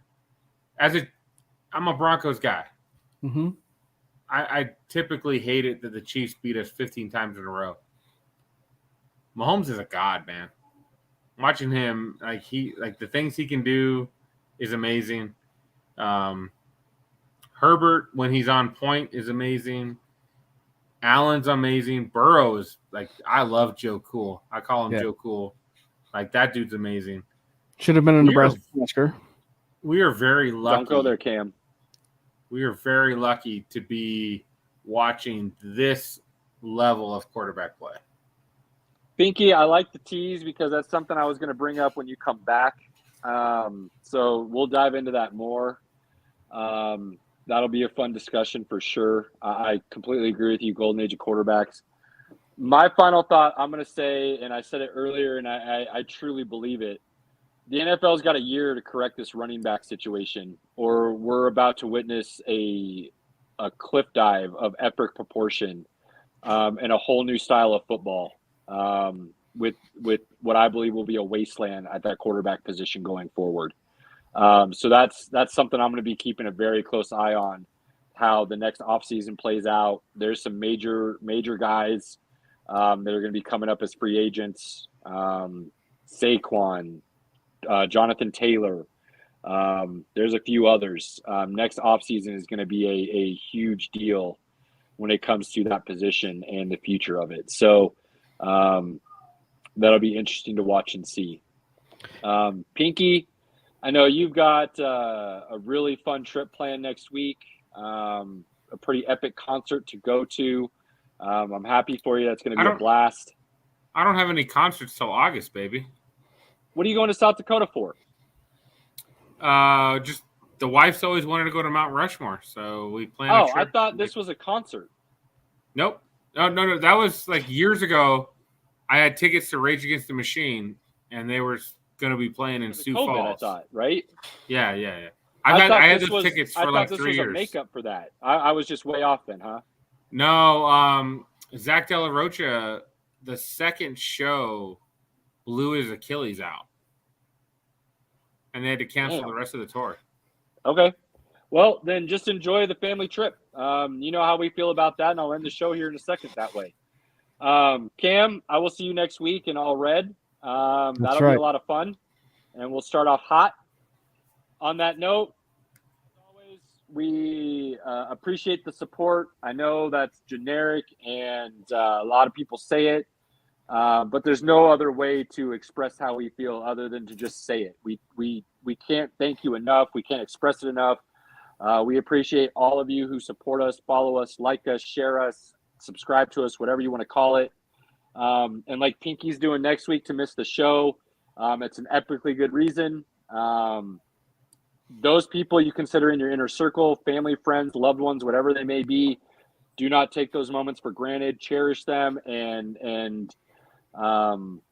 take advantage of them as much as opportunities allow. Everybody, have a great week. We'll see you next week.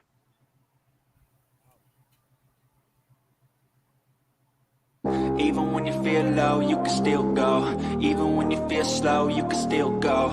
Even when there's no hope, you can still go. I never answer to no, man, I still go. Go, go, go, go, go, go, go, go, go, go, go, go, go, go.